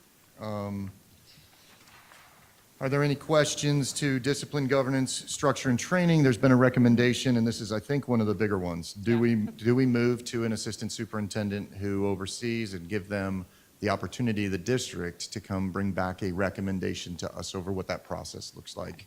I think what Ms. Han is looking for is, yes, these are good recommendations, or no, and then allow them to go back, develop that, and bring it back to us. If you guys wanted to talk about what you think that looks like to give her direction, that's fine. But I think that's what you're looking for, Ms. Han? Yes, sir. We would be developing kind of a straw man type of organizational structure that would be looked at as part of the budget and with the new superintendent. Perfect. Is there any discussion wrapped around this? Yes, I'm going to jump in there. I'm going to follow up with discussion by Ms. Parrish, because where I think this dovetails into this conversation is, and as we go through this, I think this is very important to remember. Mr. Susan said it earlier. The natural response is to try to find who's responsible for this, right? We're trying to find the bad guy. And honestly, sometimes it feels like that's what's happening from the state, coming down, looking at us with a microscope, saying, who's responsible for this? And the truth is, these issues, these findings are how we got here, and not just us. That little diagram with the circles all around it, that's how we got here. Constant change, constant vacancies, lack of training, all of that. Communication can always be better. I can't think of a single circumstance where communication can't be better. So when we talk about this, I think, how do we solve that problem where we might have Cessor violations that aren't being coded? Training, because everybody who puts the things in, it's at the school level. There are things at the district level, but there aren't people at the district level who are undoing, oh, look, principals are reporting too many Cessor violations. Let me go and uncheck those boxes. They're not doing that. I don't think that's what we're finding here, but we may have situations where the people at the schools who are putting these codes in don't have the proper training, enough training to know what is this, how do I code this, what is the discipline. So this is so important. So on these different issues as far as the training, yes, this is so important so that we're all on the same page, everybody's speaking the same vocabulary, the required vocabulary from the state. We want to be transparent with this. So yes, absolutely support the efforts. And I've heard that from staff as well, our cabinet level staff. We need to support that for our not just our deans, but our principals and our other assistant principals and our teachers, so that everybody's on the same page and we can speak the same language. As far as the committee, my question would be, because there was. Ms. Campbell, if we can just stick to the... I am going to stick to this because the Discipline Advisory Committee... Just the decentralized piece, if we can give her direction, then get to each one of them. Well, you didn't clarify that, Mr. Okay. Susan, so if I seem a little all over the board, I'll get it all out and then I'll be It's okay. done. And However you want to do it, Ms. Okay. Ms. Campbell. Thank you. Sorry, my brain thinks in different orders sometimes. I didn't realize you wanted me to limit myself to the It's okay. cabinet level position. No, it's okay. But I can stop. No, I want to honor your leadership in So that. I think So you're- cabinet level position, we're talking about having an assistant superintendent of discipline. I think that I might, just thinking about what we've heard from our stakeholders, including our employees and the public, to add a cabinet level position that's just with that, I'm not sure that I'm there. The next level down would be a director, absolutely. I think that I could, and I could be talked into, something else depending on what the structure they come back. But we're talking about adding another cabinet level position. Definitely needs to be somebody who has direct supervision of, as they were, I would agree with superintendent or deputy superintendent. I'm just not sure what that would look like. I'd like to see maybe if there, and then maybe there just doesn't exist, and maybe we lead the way forward. But I'm not quite there with the assistant superintendent position, but definitely needs to be core, unless we make one of the assistant superintendents, not like they don't have anything else to do, be dual. I haven't made my mind up completely on that. Okay. Mr. Trent, Ms. Jenkins, anything? Sure, I'll jump in there, thanks. As far as a cabinet position, again, I think we have a very important decision to make in a week or so, and that's with new leadership and a superintendent. And this would be a great spot where this person's experience and knowledge and vision of something like this would come into play. So we're so very close to having that person that's most likely going to lead us in their vision of their org charts, and if it's an entire cabinet and a staff over just discipline, or a combination, which could be discipline and security, however this person sees it. But I see moving forward, we cannot not entertain the idea, and I'm sure next week in interviews this kind of question may come up with our new superintendent. So Okay. I know the importance, and we will be addressing that. Okay. Ms. Jenkins? Yeah, I don't think we should be moving forward on a decision like this without a new superintendent in place. Again, I agree with Mr. Trent, just because of the timeline, it doesn't really make any sense to rush forward. However, the overall point of this is to develop new positions in a centralized place at the district to deal with discipline. And I think every cabinet member would agree that that's necessary, because right now we have other cabinet members doing this role, their staff doing these roles, and it's just too much. It doesn't really make any sense. Basically, like every position we have in this district. I'm with Ms. Campbell. Like, my gut feels like it's probably more of a director position. And I say that because of the information presented in this audit. We are not an anomaly from the rest of the state when it comes to behavior itself. The point of the audit is to find things for us to improve. So of course we're going to find things to work on. And centralizing it and improving the communication for our staff like they asked is really important. But we don't have more behaviors than everybody else. So I think it's best for us to wait for a new superintendent to come in and discuss what they feel comfortable working with. Ms. Wright? I tend to be in agreement with this on waiting. This is where the area superintendent was really great, because they were able to be a little more closer to home when it comes to that structure. But I think it's best that we wait and find out what our new superintendent wishes to do as far as centralizing or not. Okay. One of the things that I think, the reason the recommendation came forward, and I understand the concerns as far as like letting the new superintendent go, is that we're about to go through the budgetary process. And I think, if I can speak to that they're going to need to put together a budget based on those things. So that was the first concern of, hey, we may want to start putting this together. The other portion of it is that we select somebody on May, early May. They come in, we negotiate their contract by middle of May. They may or may not start by the end of May. You're talking about June. And now you're talking about putting together processes, procedures under a person to hire them, then turn around. It starts to become a situation where we're now into 2 weeks before school starts and this person takes over as the first. So I think there was a little bit of concern wrapped around the timing of it, which I understand 100% what you guys are saying. Like, is the new superintendent going to break it from a centralized power down to 3 different areas? Are they going to keep it the way it is? Is this a director level? Totally understand. But what I would say is that if we can give direction in this regard based upon the necessity that we have and that we are willing to allocate funds up to a assistant superintendent so that they can sort of start putting that together as part of the budget proposal, that helps, whether it's director or assistant superintendent. The other thing I wanted you guys to remember is that there's so much part of a component when you look at this. As far as a director level, there's who they report to is the first piece that comes out. I think what they were trying to do, and I may be speaking for you, is that, and if I say it the wrong way, please raise your hand and say you're wrong, but the assistant superintendent gives the autonomy of being able to work without having to report to anybody above them, and then that gives the accountability back to one person. They're going to be overseeing all the discipline records. They're going to be receiving all the reporting.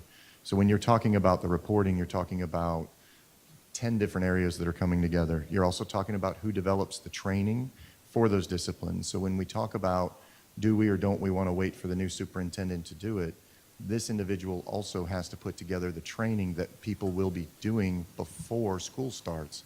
And if we're going to talk about making sure that we have those in order, we may need to give direction in a quicker way than just kind of putting it down and saying go, right? The other piece is that you have surveys that need to go. There's individual logins. There's a ton of things that need to happen very quickly if we wish to try to get it done prior to next year with effectiveness. So did I say that about right? Was that where you guys were? Did I miss anything? I mean, we agree we would like the direct report to be in cabinet so that action can be taken quickly. Okay. So with that, I think the idea is that with them being inside of cabinet, they can coordinate. With them being inside there, they have one person to report to. I think allowing the new superintendent to come in, and if they come in and say, hey, this isn't the direction I want to go, they can always take it down. But I heard kind of I'm not sure if it needs to be director or assistant superintendent, and I would say the recommendation says assistant superintendent, recommendation says cabinet, and I would say that we would probably want to kind of give direction so that they can get moving on some of the recommendation coming back to us, at least. So does that help a little bit? Ms. Campbell, you were grabbing the microphone. Well, I think I think the structure of who it is and what that job, I'm not ready for us to initiate a new job description. I think we need to wait on that. I mean, as far as can we authorize the people who are building the budget right now, because honestly, we have a director over discipline. It's just that it's not working the way they're suggesting it should work. It is decentralized. For example, we have a director under secondary leading learning who handles, for example, the expulsion process, and we have a separate director of elementary who handles the expulsion process, but they're also handling a bunch of other things rather than the one person under student services. So, and I don't know if it needs to stay that way, but we obviously need to add resources and build into the budget some more resources for that person. I think it's going to touch on educational technology because their department needs to be able to pull these reports and be trained on these reports instead of just one ET person. I agree. So, I am I'm comfortable with saying, you guys develop a plan with some flexibility so that the superintendent who will be coming in shortly can shape and mold that, but definitely start putting the resources toward that, build that in the budget so we are prepared. But honestly, I don't necessarily think we need to make what level position is it going to be? Is this going to be their sole focus, or are we going to have a cabinet position that includes this and discipline? So that needs to be the decision of the superintendent. So if I may ask, do we want to be able to have this prepared and ready with fidelity prior to the beginning of the year? I think we all agree with that, right? Anybody against that, right? We're all there? I'm not against that. Let me just run through just a thumbs up. Just asked a question. And then I think if that's okay, job descriptions usually take 30 days. Implementation of some sort of training takes time. We have roughly 30 days until the end of the school year. then we have 60 days till the beginning of the next school year. We have 90 days. And I think that timeframes, Ms. Han, the recommendation, you know the inner workings. Does waiting for a new superintendent, for their direction and all of that, slow the process down? And is there a happy medium between what we're trying to do here? I think everybody's saying we want something, but they're waiting to see. Maybe, what are your thoughts here?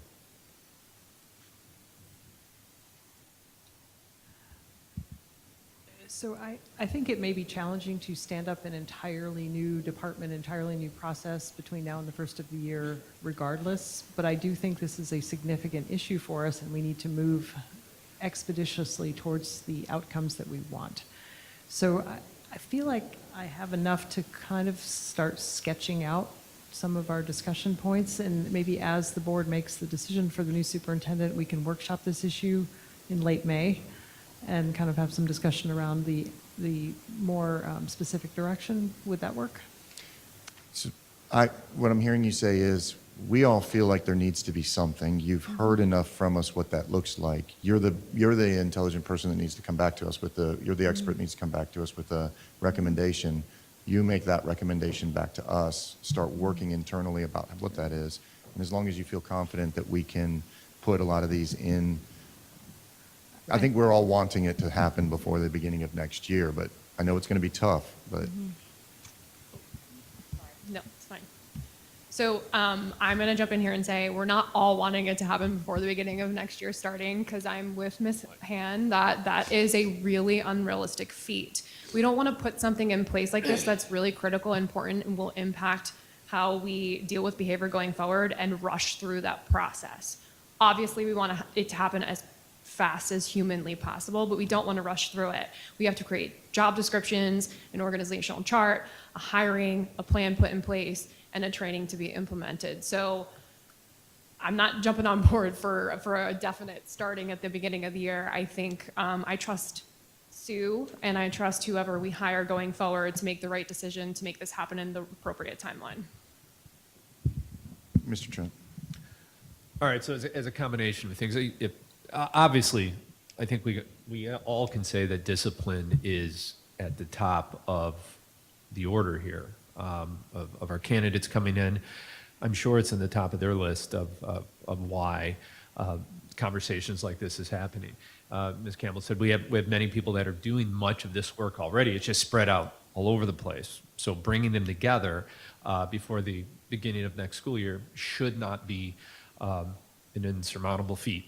Okay, and these people are coming in with great leadership skills. I'm talking about superintendent. This has got to be at a top 1, 2 on their list. So coming from my end, it certainly should be at the top of the list to get the discipline straightened out. If it's a cabinet member position, and if Ms. Han wants to start the work on the process of what it would look like, as long as we're not naming names and you know a job description doesn't do that, I think that would only be fine. If we can add one more thing to Ms. Han's list of putting together, if they're willing to do that, absolutely. But yeah, we certainly as a board should be looking forward to having this or something that looks like this in place by the beginning of the school year. So that's, if you're looking for direction, that's mine. Okay. Okay, thank you. I don't want us to get stuck in the feeling that that it's either or, that if we don't stand up a cabinet level position and get this new department up and going, then we can't start the school year with better things in place. We absolutely can. The training needs to happen regardless of if we have that there ready to go yet. So I don't want us to think, oh, we don't hurry up and get then we can't say we did anything. No, absolutely. They're already started. The ball's already rolling. We can get this going. We can get better training through the summer for our administrators, for our teachers. That process can go ahead and start, and we can have a better school year start, better results, even if we don't have this cabinet change. And so I don't want us to think, oh, we got to get this done, we can't have that better start. We absolutely can have that better start and better processes in place, even if we don't have the position quite figured out yet. Ms. Wright? I'm in favor of Sue putting together the plan for us and bringing it back. It's probably not going to be perfect at first. It's going to be fluid to some degree. We are basically creating something that it sounds like no one else really has. So this will be a work in progress. And I think it's smart of us to get ahead of it and start it as soon as possible so that we can try to make next school year a better school year when it comes to discipline and stabilizing at the district, so. Thank you. And I would say just the 9 years that I was a teacher, in the beginning of the school year, the first week is the most important to set the tone for the entire year. And having all the processes in places and having all the trainings in places, if we can accomplish that through the other means while this is going for fidelity, I think that there's no, I strongly believe that when we start that school year, that we need to have the accountability in order, we need to have the trainings in order, we need to have all of that stuff. So if this person or this process can do that, achieve that way, then I'm fully on board. But if it's not and there needs to be somebody in there, I'd like to move on it, that's all. So Ms. Hand, you feel pretty confident about the direction that you've received? Yes, sir, I think this is enough to move forward, and you'll probably be hearing from me again Yeah. at, regular intervals Yep. about our progress. Yep. Mr. Okay. Susan, may I make a comment? Absolutely, Ms. Martin.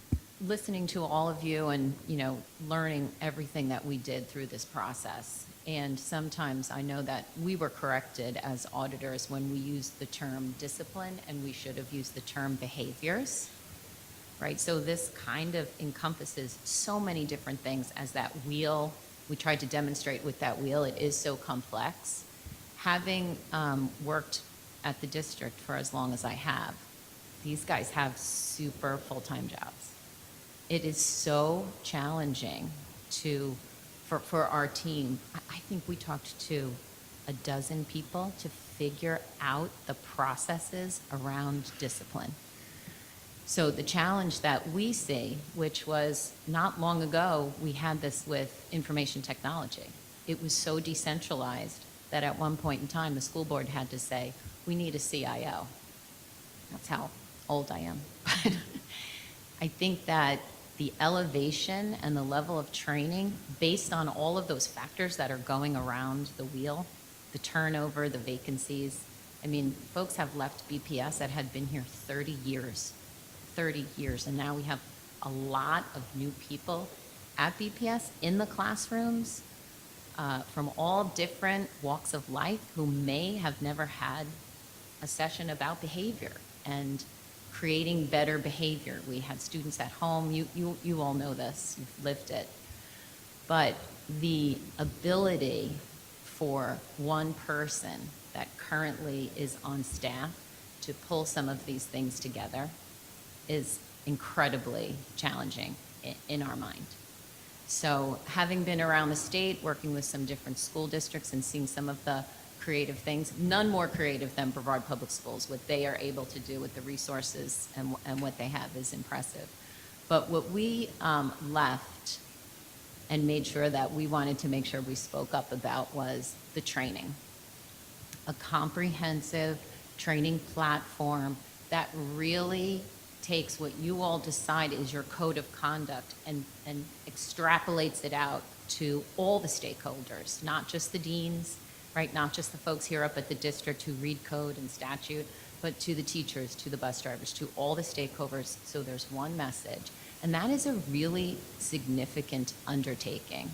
And just because we have spent so much time here and working with all of the folks, I think it would be super challenging to pull that all together in a comprehensive way to serve every student with excellence as the standard in that short period of time, the timeline that you laid out to start the beginning of the year. Super challenging. I just want to add on that too. I appreciate you. I appreciate everything you just said, but I also just want to re-highlight something you said. This isn't going to be one person. This is going to be an entire department. And so the people who are doing these jobs right now aren't going to just be moved because those people are doing other jobs. They may or may not want to do this job and move there, or they might want to stay where they are doing all the other jobs that they're doing. So this is hiring potentially an entire department of people. And that was my hesitation to putting a set start, because we want to do this correctly. We want to make it effective for our teachers and our administrators. There's no point of rushing through this process and then finding out we still have communication gaps. So thank you. So Ms. Hand, you have enough initiative to come back with a recommendation of some sort of a department and their functions, and we'll get moving. Yes, and I think I'd probably include the timeline for some of the subordinate pieces of this, things like what training will we be able to roll out? How will we stand up some additional student information system work?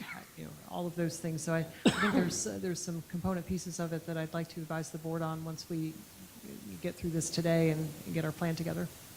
And I think getting back to that training, I did not want to take Ms. Campbell's component of, she wanted to speak to that, and maybe some of you guys have too. Ms. Campbell, you had said that you wanted to speak to those items. I just wanted to give you that opportunity. No, I think we got it. I think we got it said. I did have some input on the advisory committee, if that was the last piece of this. If everybody's okay with, we all say there needs to be training, right? So we can move on to the discipline. Is that okay, or did you, let's let Mr. Trent talk to the. Go for it. If we're going to be talking about the training, as a former educator, when I hear we need more training, that means we don't know what we're doing, and it's not the intent.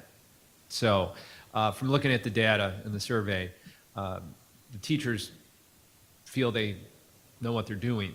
If you look at the survey, it says they don't feel supported by district, which I hope that's kind of what we're talking about when we're centralizing the behavior or discipline wing of district, that maybe it could result in the teachers feeling more supported in what they're doing. I'm not a dean, but I haven't met a dean that doesn't know our discipline policies and our codes. I actually haven't met many teachers that don't know that either. And the data shows that they feel very confident in getting that information out to parents and then themselves. So again, I just wanted to be on record. Training is always good, but I just don't want it to go unnoticed that we have an incredible teaching staff, and communication is hopefully that's the reason they don't feel supported, but we do need to address this. Thank you. Ms. Campbell? Yeah, I appreciate you saying that again. We've talked about this before, and the auditors have gone through and said this is important because we're not all speaking the same language. And it doesn't mean that teachers don't know what they're doing. And I absolutely agree. We have teachers who feel confident, but we do have a lot, and we talked about this every time, so I'm going to say it one more time. We have new teachers coming in every day from other fields who have never taken a classroom management class. And I know, even as someone who went through an education program, I appreciated being sent to, Love and Logic and the different things that help with just basic classroom. And some of it, as a music teacher, I was going out finding my own stuff because there wasn't anything to help me in my area. And so we're also talking about the training of the deans, of the principals. So everybody's on the same page, of the people putting in the codes. It's important so we're all on the same page. But yeah, as far as the committee goes, we've talked about reinstating this. My ask would be, we talked about it a little bit in December or January, one of those conversations, and we were asked, this before we kind of put a little halt on it, for each of the board members to put an appointee or a recommended person. I'd actually like to see that. I have a fantastic person in mind then, and I still have, actually that person asked me just 2 days ago, hey, is that still happening? And I said, pause, I'll get back to you after Wednesday, but I think that would be that's an important stakeholder to include. I don't know if that was included in 2017 because that's before my time on the board, but I would like for, when we work on the charter, to consider the addition of board-appointed representatives. Ms. Ann? That at this time, that is included in the draft charter. So we're still working through the details of that with our stakeholders, but that will be something that you all will be seeing shortly. Right. Does anybody else wish to add anything to the discipline committee conversation? I want to talk about the training piece. Mr. Trent, I appreciate you highlighting that nobody thinks that our teachers don't know what they're doing, because I, too, as an educator, had to sit through some PDs that weren't really the most relevant things in the world, so appreciate that. But the survey I read told me that our teachers actually do feel supported by their administrators when it comes to the referral and discipline process. And the teachers and the administrators themselves asked for more training, but not training on how to be educators and manage their classroom. Training when it comes, that's what this recommendation is. Training for the discipline referral process and like the focus piece of this all. and the communication piece. And so I think that's the part that they're recommending. There needs to be a consistent training on how to use the actual program itself because it's not being done equitably across the district. Okay, and I would agree that there's many components to the educational process that would make this better, and I think we all agree, and I think pinning it, I think what we're trying to do is avoid saying that, go ahead. Ms. If I Manley. may, I just wanted to bring it back to process and how the training, I mean, I hate taking training too, but how this really supports our teachers in helping them have a better experience in our schools. If you think about it, if a teacher really has heard the same message that the administrators and the district folks do about what's CESR, what's not CESR, what those definitions are, when the teacher has an incident in their classroom, they'll know, oh, you know what, there was an injury in that fight. I better document that that had an injury so I can be sure that that's categorized as a CESR fight versus a non-CESR fight. Because a CESR fight is level 4 and will have more severe consequences for that student that disrupted my classroom. If I didn't know that documenting that injury was critical to getting that level, and I might have accidentally not documented it because I didn't know, I wasn't told, and it would be called a non-CESR fight, which is a level 3, not as serious of a consequence. It all comes back to the perspective of the teachers in what corrective actions are applied for the student behaviors that they're seeing. And if they have a thorough understanding of what the administrators in the district are looking at and documenting to assign those corrective actions, they can be sure that they're providing the necessary information so that those students have appropriate discipline in their classrooms. They feel better supported by the district and their administrators, if that's an issue. And I think there's something that has come up, that reference that you made to them feeling supported by school administration, less than half indicated that they did, and there's a reason for that. They had, many of our teachers will write a referral, and they have indicated to us that many of the referrals, the kids come back to class too quickly, there's situations, and that's not anybody's fault in the process. It's not the administrator's fault, because then they're the ones that are complaining about the fact that they send it up to the district, and then it changes coming back from there. So there's just a lot of that. So I think that the training overall is going to be 100%. So thank you. I think we've given, do you have enough? I have one last comment on the discipline committee is that we're going to include teachers, include students, include parents, PTOs, SAC committee members, kind of stuff. That's all inside of there. It's your guidance. There are pieces inside of there. We don't want the committee to be too large so that we can't function well. But I think some of those can be picked up through board member appointments, and some of them will be picked up through members of the committee. So I think we were looking at around 15-ish members. Okay. So we'll bring something back for you all to chew on. Beautiful. I just wanted to kind of say that because we've gotten some, hey, are we going to be included? You know what I mean? So I think that's it. So everybody's good with that. Move on to the next one, which is centralized behavior, discipline function. We pretty much went through that, discipline committee. And then number 3, formalized monitoring process. Does anybody wish to speak to this? Yeah, I would just, I don't know, I'm not trying to rush us, but unless someone has something, I think when we get to 3, 4, 5, 6, 7, 8, I think those are all more operational that I don't know how much I'd like to, ask rather than going through each one specifically. If Sue needs direction on anything specific, but I think it seems like that's all operational items that they're already working on. We're also not only giving direction, but we're also having conversation wrapped around it. So there's certain things that if nobody wants to talk about it and it is operational, then we move on to the next one. But formalized monitoring process, I wanted to tell you guys I made. Does anybody wish to speak to the monitorization process? So I made a series of public records requests when this happened, all the way from Title IX, CESR, 10-day pending, discipline, like so many components, right? And if you guys remember what happened is all of a sudden I started getting the requests back, some of them, I still don't have all of them, but some of the requests were coming back and saying this took 11 hours, this took 6 hours. And I was like, what is going on? And the main reason I wanted to talk to this is because we should be monitoring this stuff already. So when I was asking for certain data points, like how many workers' comp incidences were being referred to by students, we immediately went into that request and found that we couldn't even make the request from our workers' comp database because we didn't have that function. So they had to go through a round and around about it, right? Then we made requests for 10-day pendings and all these other things, Title IX, and I started finding all of the barriers for reporting. It's not like it's easy to just take these things and put them into one.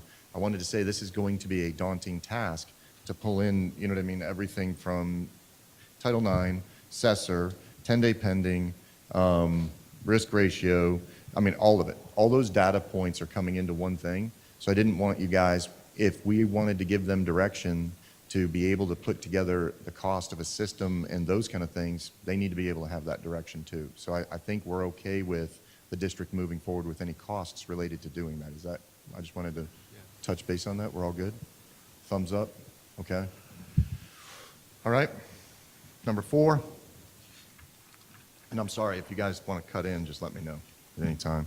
Automated discipline procedures, that's pretty much what we've been working on. Does anybody wish to speak to that? No? All right. Student information system resources, again, pretty simple. We're good? When it comes to, I have a question about Yep. this. So looking at our new system that we're using, Focus, that we've just transitioned to, is this a system, I'm not very familiar with Focus, and so I'm not sure who I should be asking this question to or if they're sitting here.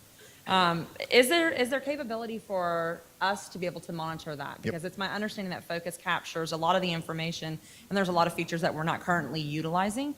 So would that be a possibility to help in that arena to be able to monitor some of it? I think we had representative from Student Information Services that would be here to answer those questions.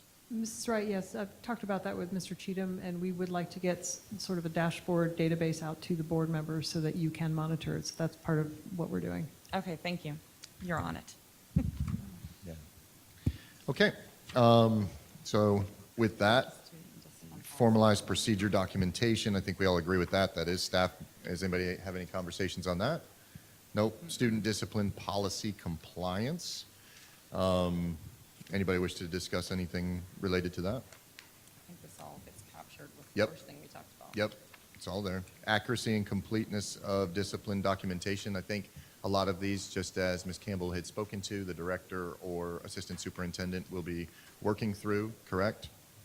So we're all good, all the way through 8. All right, let's get to number 9. Who wants to start? Alternative learning centers.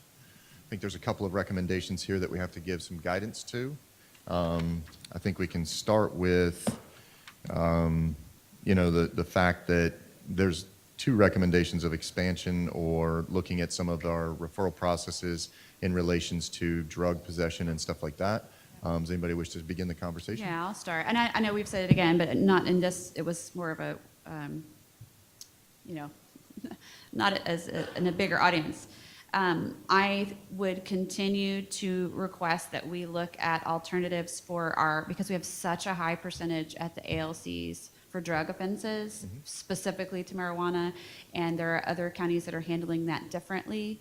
And so I continue to ask, if we can find a more effective way to deal with that particular behavior, which might, which is, and I know when they get there, they do group them. It's my understanding, like when they have their group sessions with the social workers or with ECHR Connect, representatives, that they, they put the ones the drug offenses together, one of the fighting offenses together, so they can talk about their individual things. But that is just skyrocketed with the THC oil, and so if we can get kind of be handling that differently, I think we'll drop our numbers down, our ALC, to a much more manageable level. But we need to have something that's effectively helping those students, because that issue is not going away anytime soon. And so I'd love to, but I don't know that the ALC is the best option for them. And then the other thing that I would like for us to look at is, as I've had some conversations even in just the last week of what some other counties are doing with their alternative programs.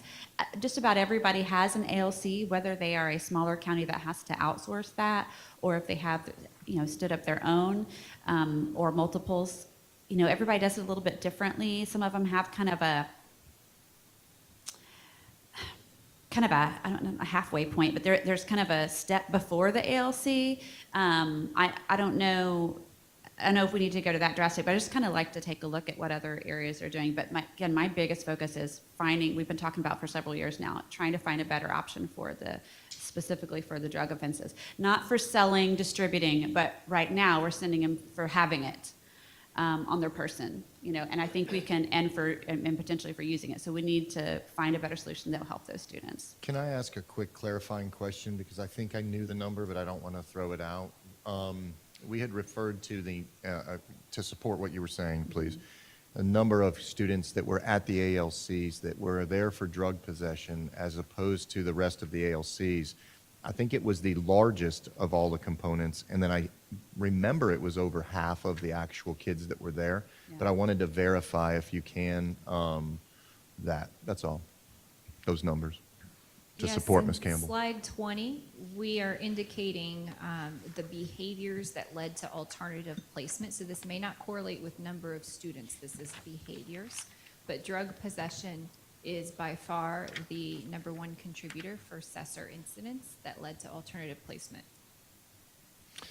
And for some reason, when I was looking at it, it was well above 150 out of the kids that were there. I do remember over half of them when I saw the numbers after I got that public records request back. It's a significant number, which, to your point, I just wanted to verify, would significantly reduce the amount of children that are there if we found a different path. So I'm sorry. Go ahead, Ms. Jenkins.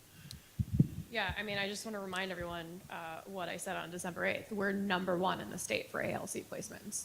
It's a red flag. We have plenty of red flags that we kind of ignore, so I'm glad we're not ignoring it anymore. We absolutely should be thinking of an alternative for our students that are there for drug offenses. It makes absolutely no sense.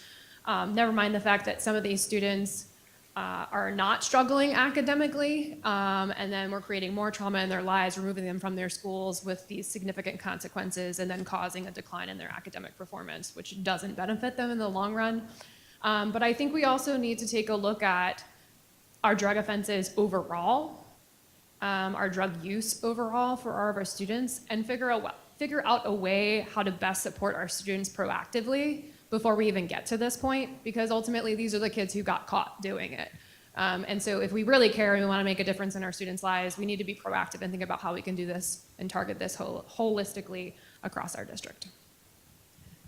I want to ask a really silly question, and again, and this is what I am concerned about with taking the approach of being more lenient towards drug possession. This is a silly question, but do these kids get arrested when they get caught with these drugs? As though they would, if they were on the street, they would be arrested, right? I mean, are they being arrested or no? No. So, Just depends. No. Yeah, we're hearing sometimes, but if Miss, it depends on what it is. Ms. Sullivan, if you want to come give a I'm just curious. Absolutely not, no. I know this is the, Sometimes quantity, product, there's a lot of different factors, and municipalities have some slightly different processes. It's a sometimes answer because every one of those cases are different. okay, and I hear what everyone's saying here. I have pause when it says, hey, let's create a more lenient consequence to the use of drugs, and so that is a concern. So I think we just need to be careful with that. I don't disagree that what we're doing isn't working because these numbers are skyrocketing. So what are we doing to maybe get ahead of it is a better way to look at this. Or is the discipline measure that we are implementing effective to help that student not commit that offense again? So it's something we need to look at all the way around, but this is a conversation that's I think we're gonna have many more conversations about. Ms. Wright, I hear your concern. I just want to throw something at you to kind of reshape your frame of thought on that. It's not more lenient. It's the more appropriate consequence or response. So when you talk to somebody like from Eckerd's Connect or from a behavior analyst, they're going to tell you that the consequence should, yes, be a punishment of some sort, but the result should modify, change, and improve that behavior. So it's not that they're getting away with something. They're not going to just be able to go back to class by any means, but ultimately we want to somehow benefit that student for the behavior that they had, and we want to reduce it from happening again. You have a question? Yeah, so I had just asked, and this might seem silly, but at some point, is it ever going to get resurfaced to bring back a DARE type program to kind of Yeah, create the awareness working and on that. bringing it at surface level to, obviously, if we're number one, as far as placement for this exact cause, don't we think some sort of programs, another conversation? I mean, I don't know. There's, yeah, go I ahead. was going Ms. to say, one of the reasons why we're number one is because other school districts aren't sending these offenses to their ALCs. Right. There's very few school districts who are handling it the way we're handling it. What do they do instead? 64 of them suspend, we expel, 2 expel. And some of them have, One you know, just doesn't count. right, they'll have drug programs, which we don't. don't? No. Right. No. And honestly, and I remember having conversations with Ms. Bland over the last couple of years about, you know, she's building a relationship with the courts, with the teen courts, right? And so that was starting to build so that we knew kind of what's happening on even outside of the schools, so we could provide those resources. And I hear what you're saying, Ms. Wright. I mean, because I absolutely know. I mean, it's not okay. I actually love. We're bringing up a lot of good things. We need to be more proactive, and our students need to lead the way because teenagers don't want to hear adults telling them about the dangers of vaping. Sorry, they just don't. It needs to be student-led. We support that. We were supporting it with the vaping a couple years ago, but specifically with the THC, I think that we can lead the charge in that. But so we have that proactive, but having something that is really hitting the target, because the most repeat offenders I would put forward are also drugs, specifically THC. We're not talking about crack cocaine, although it's THC because it's so much more accessible.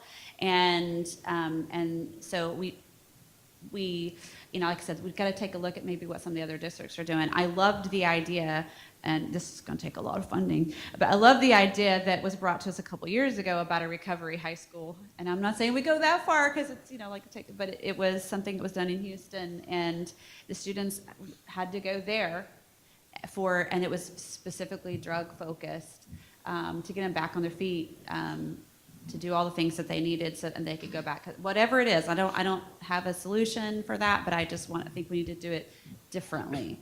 But I hear, because there is that concern, oh my gosh, we're not going to, no, we're going to handle it. But you know, as far as being arrested, you know, our state attorney, Phil Archer, we were sent an opinion a couple years ago that he sent. They're not, in the adult population, they're not arresting for that frequently because they can't prosecute them. They can't, because of the way the laws are. So he's not prosecuting any more marijuana cases. I think opening up the conversation to bring our new board members up to speed on on his memo that he sent us is one thing. If I may speak to a couple other items, the thing is that we have this one anomaly, right? And if it continues, we will have to either expand or find a way to reduce. We know that. But one of the components that I think we're missing is that almost every breakdown of our discipline problem with communication to parents, with communications and training to teachers and all of that fills into a component here. And I'll tell you why.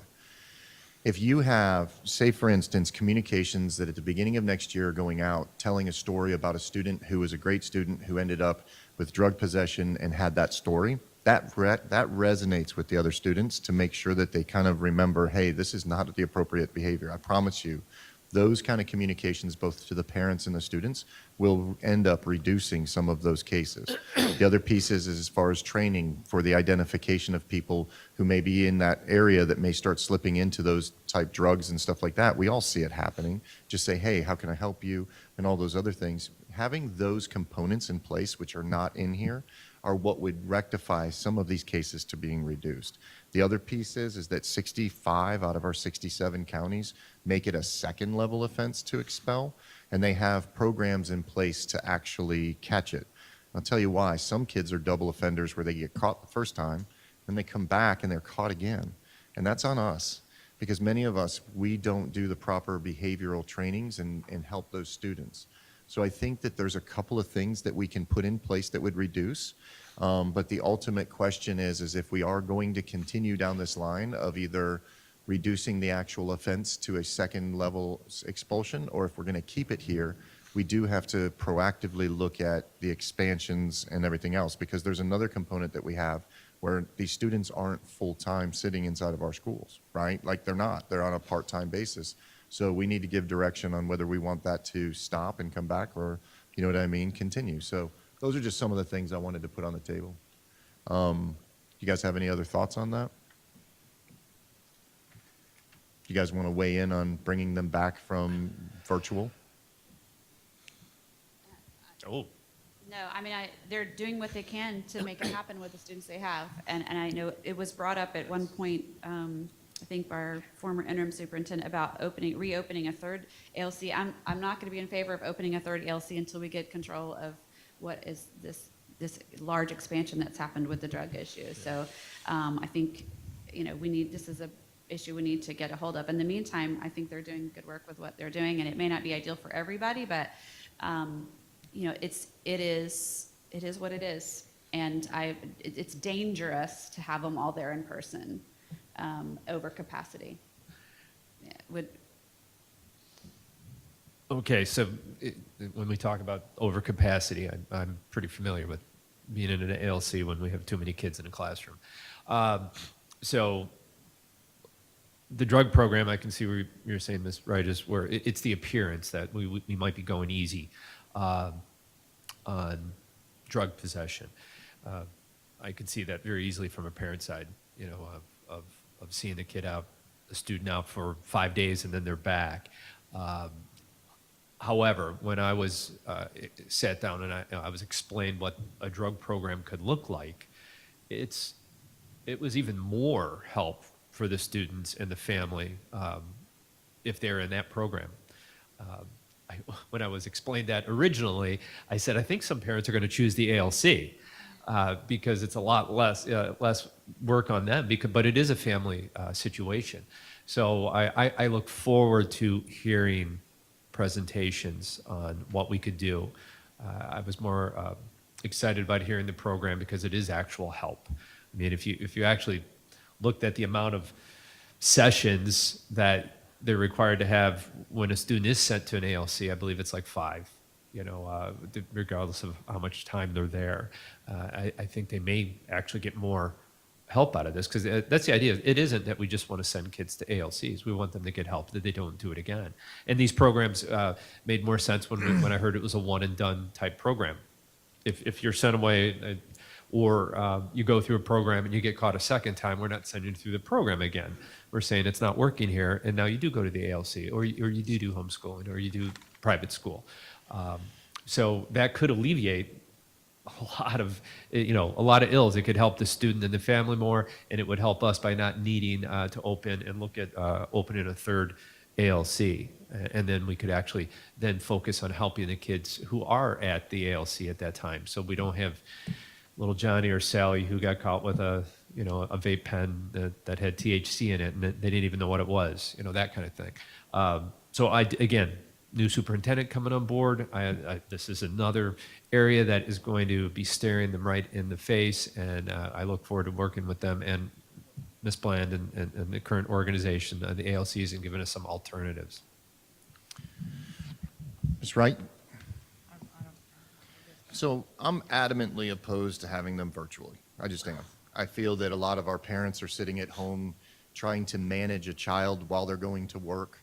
I feel like it's the responsibility of the district to have them inside of there. I've heard many times from students that they think it's funny because they get to go stay home.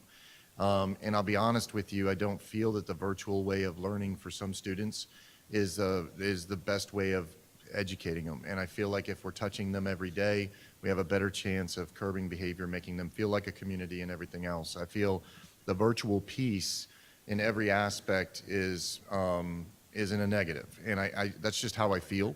And I feel like we say we have an overcrowding issue and we're going to have them stay home. I feel like our number one job should be to control the numbers and then bring them back in. And I would that's where I think the direction from me would be, is that if we find some sort of a way to reduce the amount of students that are going to be getting, if you take just the drug possession ones, reduce them, you're inside of compliance, you have enough. The other reason we had a problem is that we were having trouble finding teachers inside of those schools, and making it go to virtual was another piece. We had principals, we had other things that were turnovers that were an issue. So I can understand the move to virtual, but because of those reasons I said, I would like to bring them back into our schools. Can anybody else weigh in so that we Yes. can get some direction? I hear what you say and I appreciate it because we've obviously over the last few years seen that, you know, some students can thrive on virtual and some students can't. But I would just remind the board that the Alternative Learning Center is an alternative to expulsion.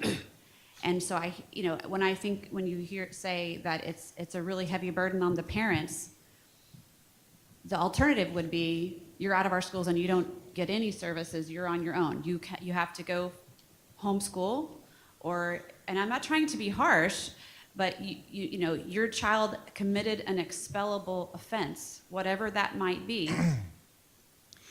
And so instead of you having to flounder and figure it out on your own, we're going to give you this alternative. And even with that alternative, you have to sign this stipulation agreement that says while you're here, you're going to follow the rules. You're not going to cuss at the teachers. You're not going to continue to bring drugs in. You're not going to get in fights on the bus. We have kids who, even with that second chance, they lose it because they do get in a fight on the bus because they do bring drugs to the ALC.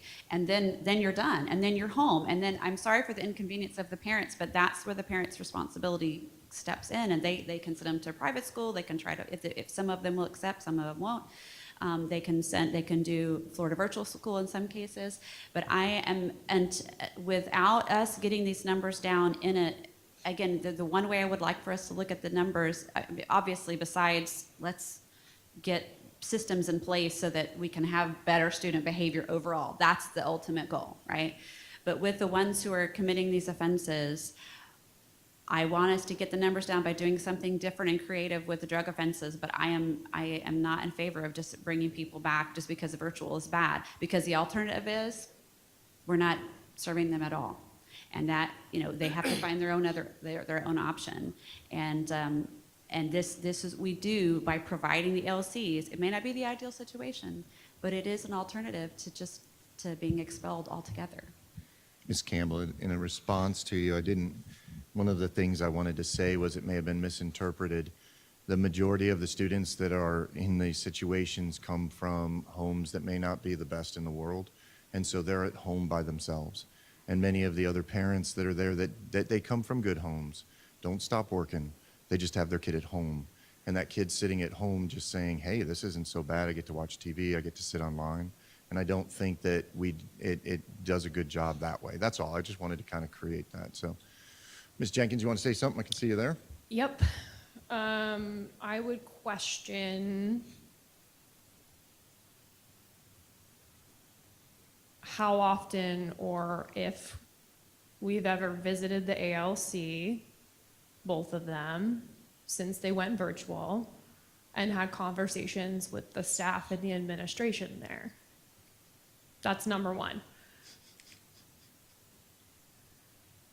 The reason that they made this decision wasn't just because of capacity. It was also because of staffing. It's also because we've got middle schoolers with high schoolers that created an issue. We've got a capacity issue. And if you do speak to the staff and administrators there, all of them will tell you, actually their academic completion rates and performance have increased and the behaviors have decreased. Students who are in 5th and 6th grade go every single day. Students who have IEPs or 504s go every single day. Students with unique circumstances, like really troubling homes that have been identified by home visits, come every single day. But the students are still held accountable while they're home. They're not just playing video games. They have to be logged in and completing work. And if they're not, they're held accountable for it. And they come in on Fridays for their group sessions, or they come in on Fridays to make up that work. So the point of this meeting and the point about talking about ALCs is for us to consider the high number, or their recommendation is to consider the high number of drug incidences that we have in here. It's not to talk about getting rid of virtual, so I think we shouldn't even be having this conversation in this meeting right now. But I would encourage you to actually visit the units and talk to the staff who work with those students every single day. When we possibly rectify the situation and the numbers go down significantly, the opinion of the people who are in that building every single day might change as well. But having this arbitrary conversation isn't really useful right now. Ms. Jenkins, if I could ask one question. If capacity was not an issue, would you want to have them virtual or in person? I would want someone to visit the ALC and speak to the actual staff members who work there every single day and not just make an arbitrary decision based on an opinion that we have. Okay, so no answer. Okay, anybody else? No, that is my answer. Would you like me to be more specific? No, what I would like to do is... How many times have you visited the ALC I have this been to school the year? ALC many times. Tell me.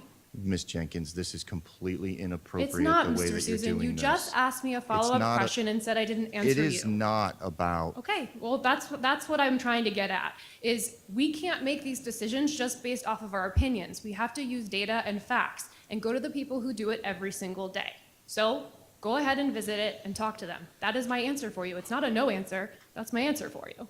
And there's a lot of statistics to say that virtual and education is not the proper way to go. And that's where the derivative of the argument comes from. Mr. Trent, you have something to say? Just again, lots of agreement here. The recommendation is to get our numbers down. And I think once we do that, we can have other conversations of in-person versus hybrid. I think data shows that being in school 5 days a week is better than being in school 2 days a week. Otherwise, our public schools would be a hybrid model. So I don't think it's really a discussion on that. Yes, but let's get the conversation of getting our first-time drug offenders in a program and get them back into our schools so it doesn't affect their academics, and then we can address the issues. And we have plenty of issues that are in the ALCs. If you've been there, if you've worked there, if you've visited, many times we have discipline in our schools. We still have discipline issues in our ALCs. That's a whole nother topic. That things would happen and then they would stay in the ALCs when many of us would assume that they're gone. So we can talk about that, and sometimes that was just a result of the overcrowding. But first and foremost, let's get that overcrowding and let's serve our students and families the best we possibly can. Yep. Ms. Wright, do you have anything to say? I think that's step one, honestly, is tasking the staff with how are we going to look at getting these numbers down.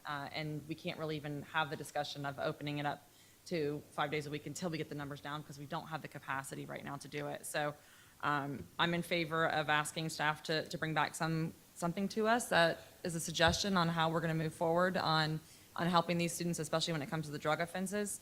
But I want to make sure that the discipline action correlates to changing the behavior.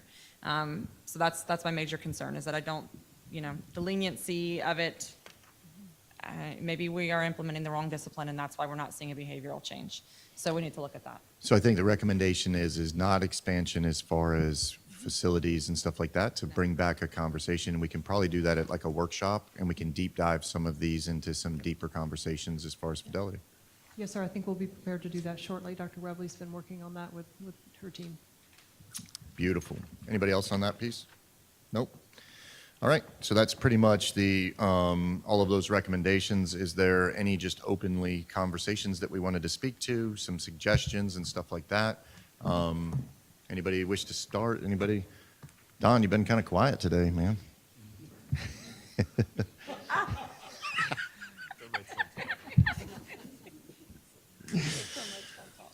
Miss Nicole, you have anything?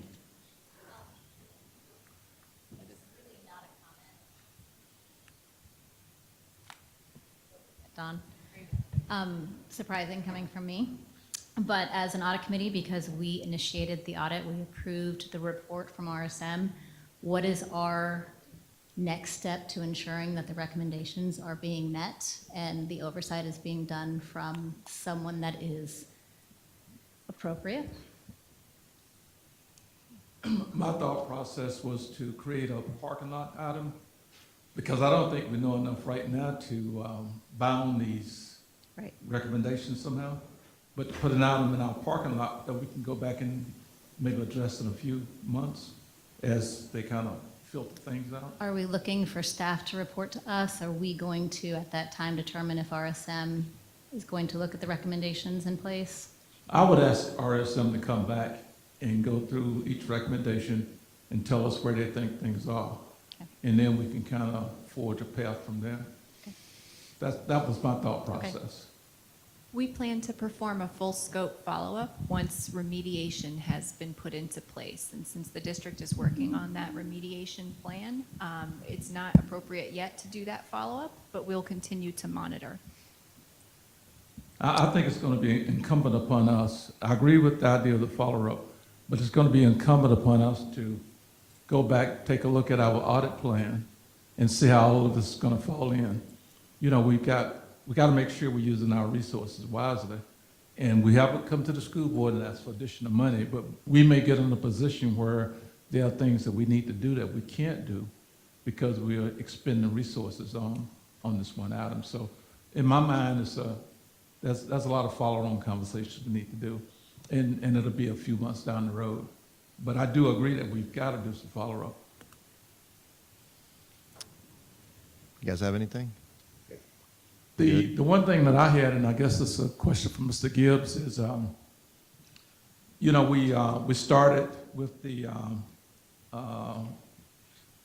basically the school board, and we went to the audit committee and back to the school board. So from the standpoint of a public's record documentation, I'm not sure, and I'm not looking for an answer. I just want to put it on your mind. You know, how do we properly document this? Do we have concurrent records for both the school board section and the audit committee section? Or do we break it out somehow? So if you want to know what happened in the school board section, you can pull it and only get the school board section. I'm not looking for an answer, but it's something I think we need to think through, because 5 years from now, we need to be able to go and have a succinct recording of what happened, in my mind.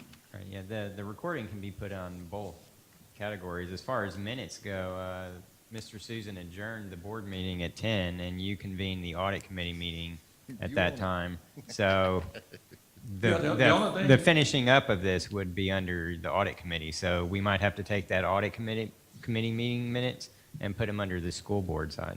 And that would be fine, as long as we have a plan, as long as we know how we're going to do it. So you used all my time. Mr. Edwards, if I may, Usually what kind of a timeline do you want on this parking lot item as far as getting a follow-up from RSM? 3 months, 6 months? What's reasonable? 3 months? 3 months? Sure. Okay, 3 months, I think is reasonable. RSM, do you guys have anything? That would be the December meeting. Okay. You guys want to say anything before I get to the board and then gavel it? You guys are good? Okay. Anybody over here?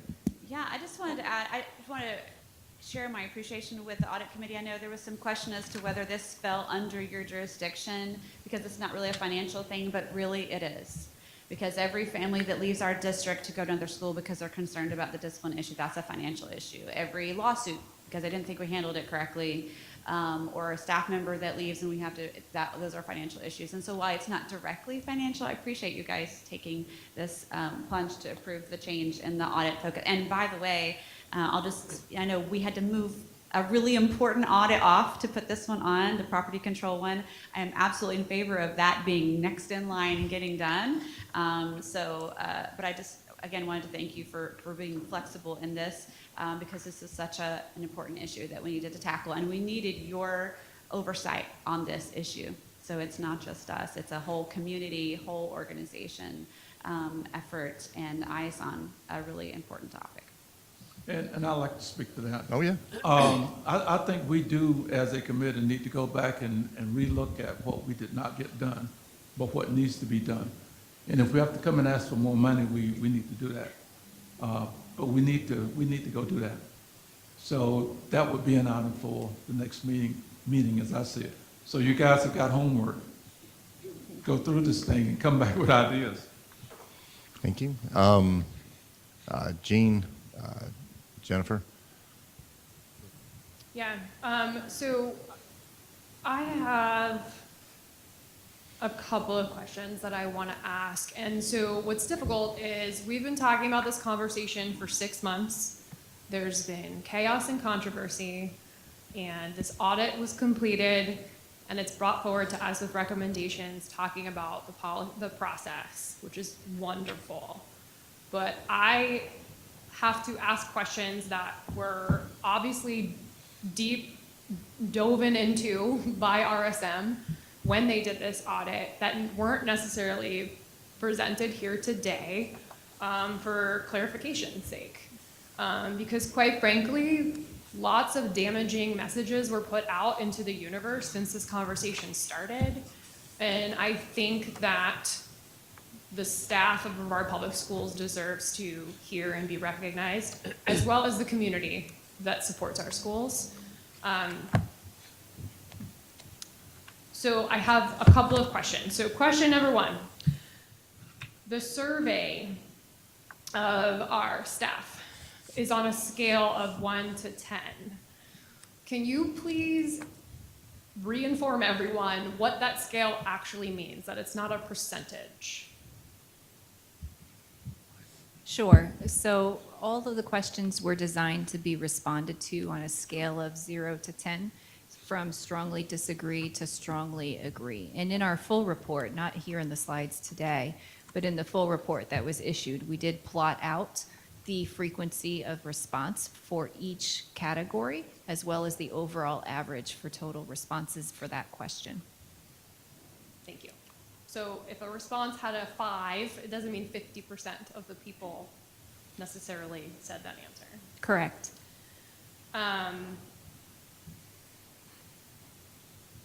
There were a lot of accusations made that our number of referrals were deflated, probably because we were handcuffed by laws, lessening the number of students that were being referred because of race and disability. Did your audit reveal there to be a lower amount of students of a certain race or disability than compared to other counties? We didn't audit for that particular allegation, but the reduction in total incidence was primarily due to the COVID pandemic. It did dip that year that we went hybrid, and it did, remote, and then it did also stay lower level the next year when we were hybrid. And our survey asked our staff members if they felt like they were pressured by their administrators to not report. Do you remember if that was a neutral response, a positive response? 1 second, I can pull it up. You were asking if the teachers felt pressured to not report. Right. There was a question that basically asked, do you feel this pressure to not report as often? Oh, as often. So there were 3 questions about pressure to not report on page 53. The first one is, I feel pressured to not submit based on student characteristics. Then there was pressure to downplay severity. And then there was not submitting a referral because it takes too much time. So the responses are plotted out there. In general, they range right around the midline, around an average of a 4 to almost a 6. Okay. So no overwhelming response that BPS is pressuring their staff members not to report students. It was also said since December over and over and over again that BPS was intentionally hiding or misrepresenting assessor codes to the state and Department of Education. When you were doing this audit, did you find serious red flags that that was something that we were doing? We didn't find evidence of intentional misrepresentation. That would be more of an investigation. But we did see a process that could lead to misappropriate use of codes because of lack of training and lack of centralization of the process. Okay.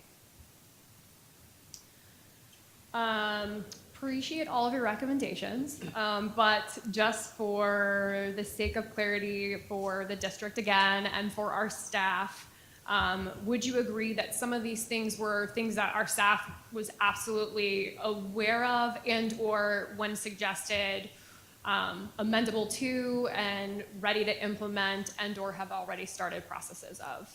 I've had positive reaction to all of these recommendations. Everybody has been open-minded and on board to making this work. Okay, thank you.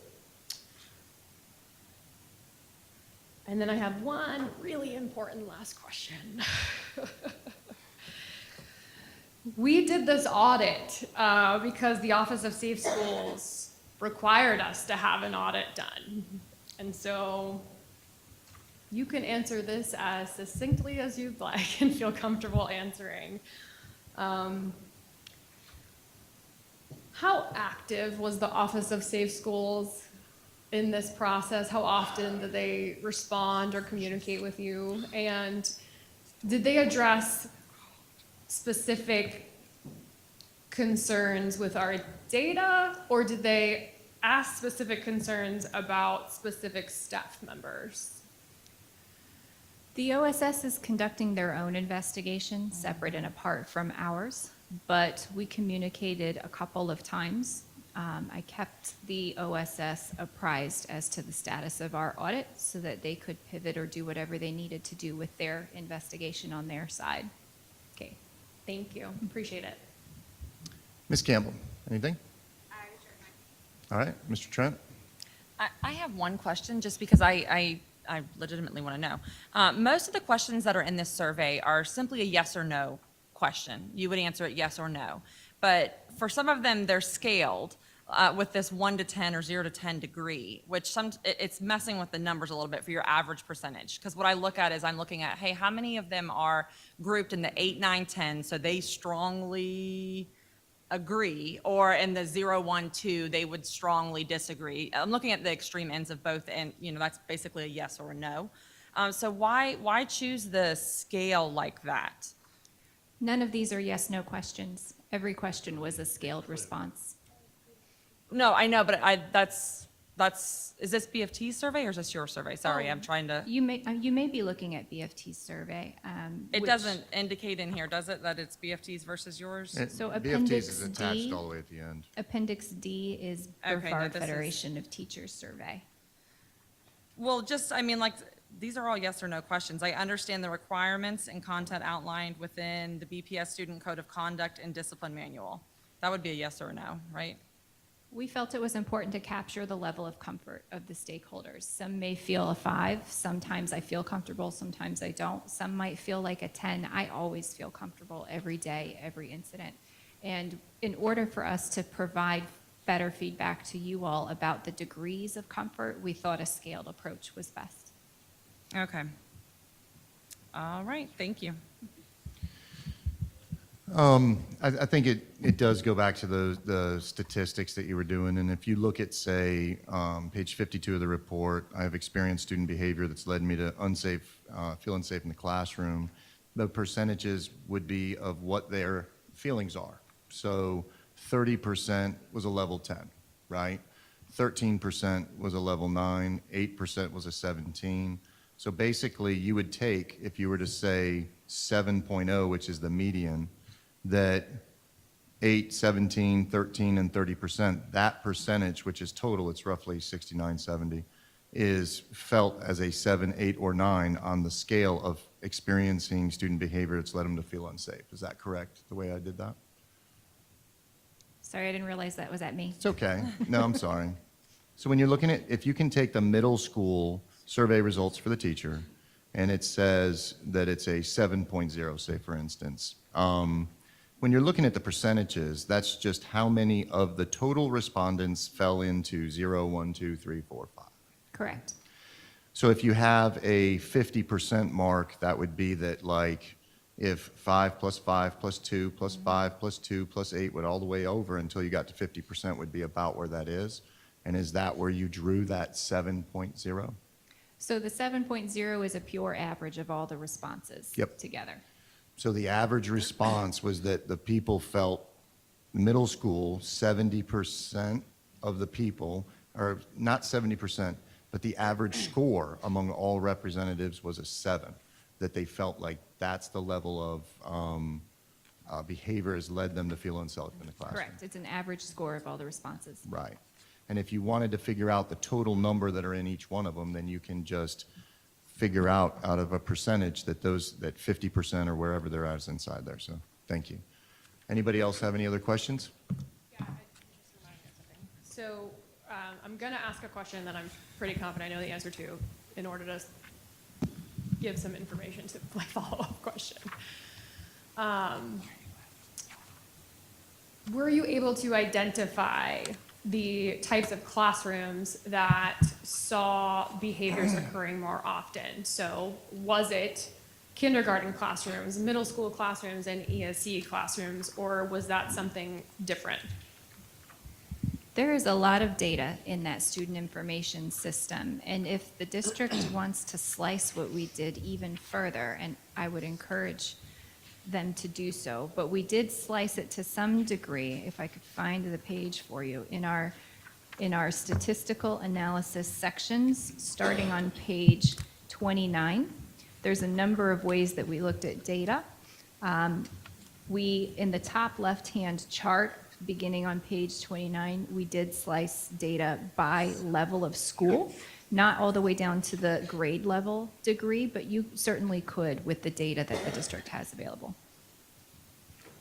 So the reason I asked that question is because I presented that information in December, and I would assume it's probably still the same if they pull that information today.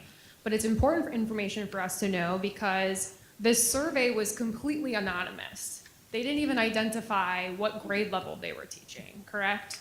And I think, even though this isn't a majority of our teachers, it still matters that people feel that way. And it would behoove us as a district to accept that data as accurate and real and rerun it today and find a way to communicate with those classrooms, those staff members that are inside of those classrooms. I'm making an assumption here.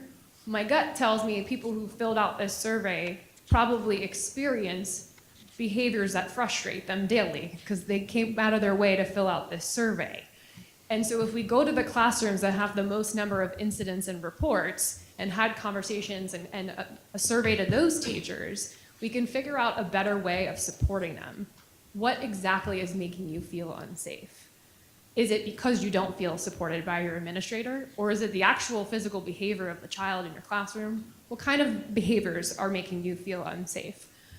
Use this actual information to make a significant impact instead of making a broad stroke across our district. And I understand why RSM made it super, super anonymous because they wanted people to actually respond. But I think it behooves us as a board to dig even deeper so that we can continuously make progress for our staff members and our students. Okay. And I would say that when we have over 1,000 teachers that respond to something and we have numbers like this, that even if it was one teacher that was out there, it behooves us to do the right thing to try to figure it out. What I would like to say is everybody else pretty much completed? Everybody else good? I think everybody, thank you so much for putting stuff together. I'm going to turn it over here to Art in a second. But I think that when we look at this overall, I think everybody agrees that the findings that we have are great to assist in the disciplinary process. I think that we've all agreed to move forward with every one of these recommendations in one shape or form. And I just wanted to say thank you to the Audit Committee and the RSM for the work that you guys did. I think that we have a lot of good things in here, and I think that we're going to improve our disciplinary policies because of it. And I think that you guys went down the right scope and found the right processes and stuff like that. So with that, I'm going to hand it back over to Art. Okay, one thing, additional thing I'd like to put in the parking lot is for the next meeting, for RSM to come back and just talk to us, lessons learned, things that we could do different, better, whatever the case might be. I know this was an outlier, and a lot of things caught you guys by surprise. And I don't want to surprise you now with spontaneous response. But I would like for you all to think about it, come back and advise us how we can be better, how we can do better, what are the lessons we learned from this exercise. And for the record, I want to go on the record as saying, my friend Don Lusk, I was not talking about the destructive, beginning and end of the conversation. the destructive nature of termites. I was talking about the quiet efficiency, just for the record. Okay. Now, having said that, there are a few things that we do need to cover from the audit committee's perspective. Yeah, if you can recess the meeting so we can leave and then adjourn it. Yep, we didn't, it's his meeting, right? Yeah, Mr. Susan already adjourned, so. Yeah, we can leave if we Okay. want, or. No, I have a gavel. Good. thanks to He's not Mrs. afraid to Brooks. use it. There you go. Okay, There we go. Thank you. thank you. Okay, we're going to try and efficiently take care of the rest of our meeting. There are a couple of things that we do need to do. We need to approve the minutes from the last meeting, and we've got to act on the contract for RSM. And is there anything else we need to cover? Mrs. Brooks, Save some money right now. property control. So cold. Okay, do we want to stay for that? It's almost noon now.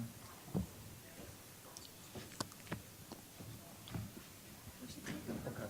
So I guess I'll ask you guys, People picture. the urgency for property control, is there an urgency? Where's the? Thanks. It is freezing. Okay, so why don't,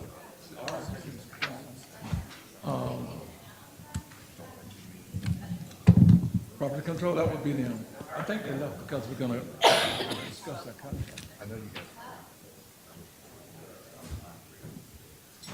Yeah, Mr. Edwards, we'll take your lead on this, but there's not an urgency from our perspective on the property control. Okay, we can defer that. For the audit committee. Excuse me? Oh. Do we have procurement here? Yes. She's right there. Where? She's right there, the lovely lady with the blonde hair and the black suit. Oh, okay. On the RSM contract. All right, there you are. Can you just tell us briefly where we are and what action, if any, we need to take today? No, but the chair, yeah.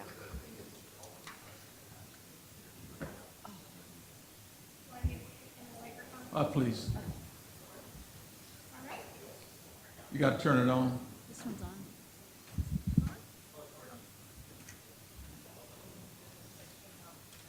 Don't forget the minutes, Mr. Edwards. Right. All right, good afternoon. Again, my name's Christy Rodriguez. I'm the Director of Procurement and Distribution Services. If I may interrupt, Mr. Edwards, you need to end the recess. Oh, we're in a recess. Okay. The recess is ended. Okay. All right. So the current contract, RFP 18-P-030DR, Internal Auditing Services, the contract with RSM, is currently set to expire July 26, 2023. We do have one remaining renewal available, and so I'm requesting the Audit Committee provide guidance on if we'd like to exercise that final renewal. Okay. What are your thoughts? I think they've done a good job. Microphone. I think they've done a good job. However, I'm concerned about the competitive.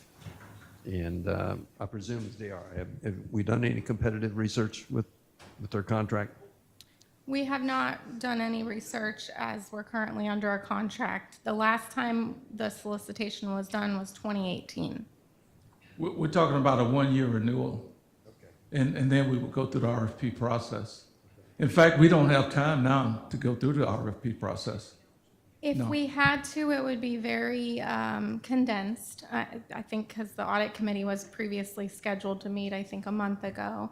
So it would be a little rushed at this point. If we followed our standard process that we created, that's about a 4-month process. Yeah, 3 to 4 months. Yeah. I'm sorry. Turn For the the mic year. on. Have you met me? I would move that we extend it for the 1 year that's allowed by the current procurement and contract. Okay.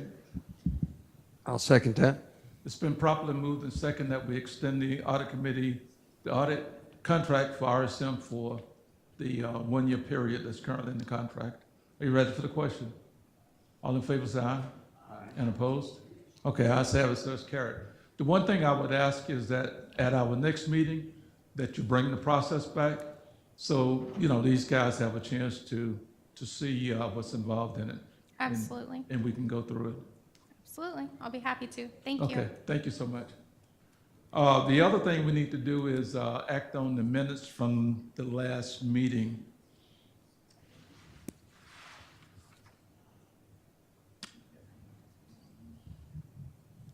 Move approval. I'll second. Okay, it's been properly moved and second that we approve the minutes from the last meeting. Are you ready for the question?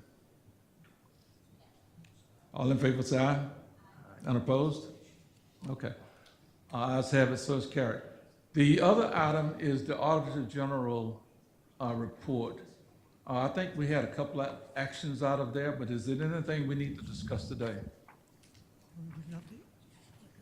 I can give you a quick update on that. Okay. At this time, all the deliverables related to the report have been completed, and the final report was issued on March 24th, 2023. Shortly before the report was sent out, we held an exit conference a couple days before that. At that meeting, Claire and Mark went through the process that they had done and communicated at that time there were no audit findings. During the final review process in Tallahassee, one of the managers discovered that there were function codes in the Fund 100 budget to actual report where we were over budget. That occurred during the final year closeout process when we were doing the accruals and the final payouts. So some functions were over, but the overall Fund 100 budget was under. So we did have a finding that they included in the report. We got together under Cindy's direction, created a corrective action plan, and we've been implementing that. We've been doing it the last two closes. There's reports we generated, and the budget department and accounting services talked to make sure everything's complete before the process.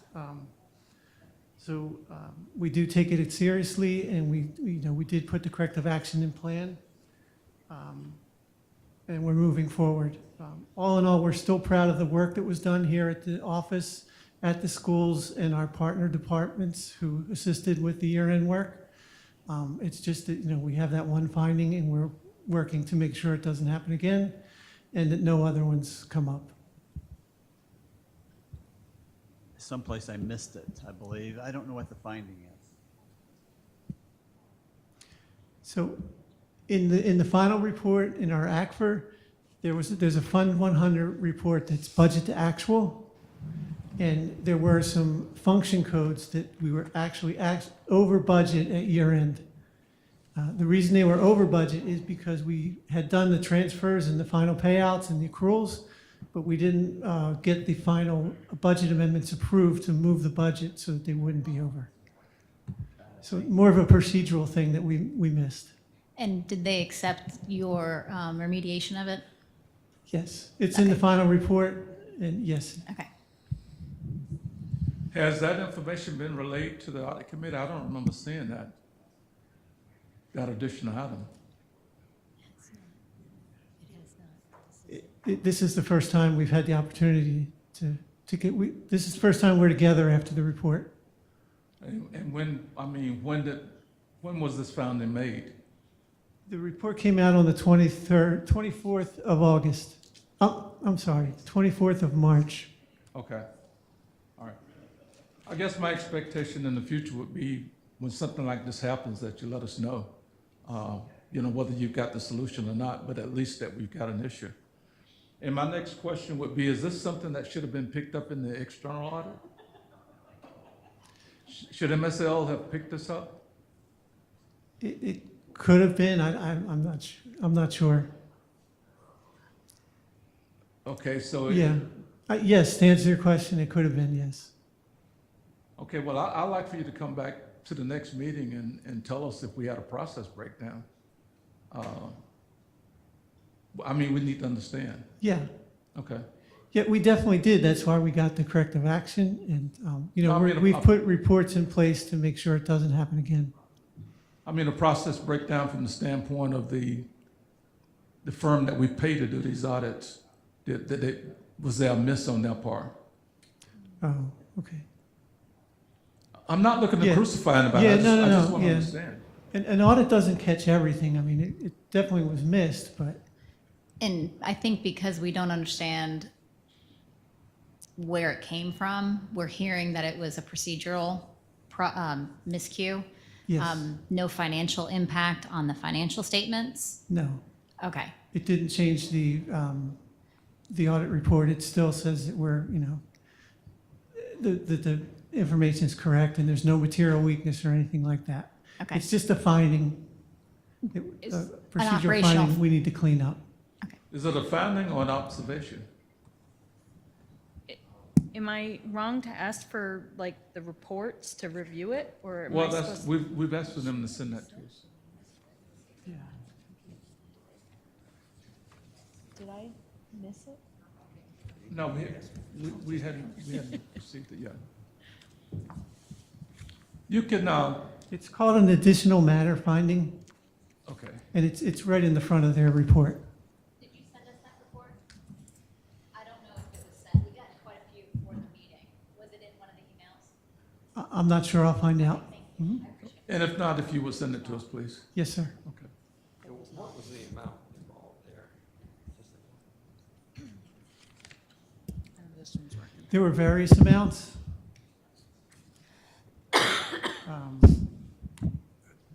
Let's see, student services, 187,000, instructional media, about 79,000, general administration, 8,000. Okay, so generally speaking, it wasn't a material amount that was a classification issue? Correct, there was a big one, the facilities acquisition, but they were the payments to the charter schools. That was a little over 2 million. But again, it's the overall Fund 100 budget wasn't over. It's just when we did the accrual and moved these line items, the line item went over, not the overall budget. And those payments to the charter schools are required.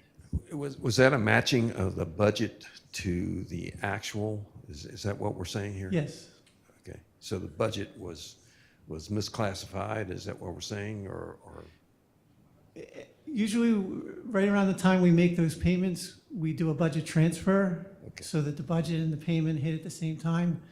We made the payments and the budget transfer didn't happen. Okay. They did happen, or they happened at a later date? Was it a timing situation? In this case, it didn't happen. Did not. Yeah, and the only time this happened is year end. We went back and we checked the whole year throughout the year, and we didn't have any other instances of this. It was basically the year end when we do those final payments, accruals, and reclasses. So is there a process change we need to put into place to make sure this doesn't happen in the future, or? That's what our corrective action plan did. We've created two new reports, one that I run and one that the budget director runs. And we actually talk right before we close the books each month, just to ensure that doesn't repeat. So let me ask you another question. Are we saying that we get down to the closeout of the year and we move the budget around to match the actuals? Is that what we're saying? Or I don't want to put you on the spit here and turn you over a couple of times, but the issue is a budget's a budget, and if you blow the budget, you blow the budget.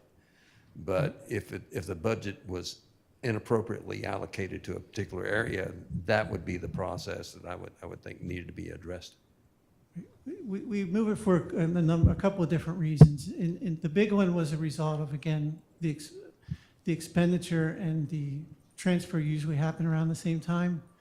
And we made the expenditure, and we just didn't get the budget transfer in that case. Okay, so you're saying it was a standard process, it just wasn't done at the closeout time? Yes. Okay. Okay. Is there anything else we need to cover today, Ms. Brooks? No, the only really important things were the minutes and the RSM renewal. Everything else, I think the property control and the update from ET can be pushed off with the action items until the June meeting. Okay, thank you. Okay, apologize for keeping you guys over, but I'm gonna treat you to some. Yeah.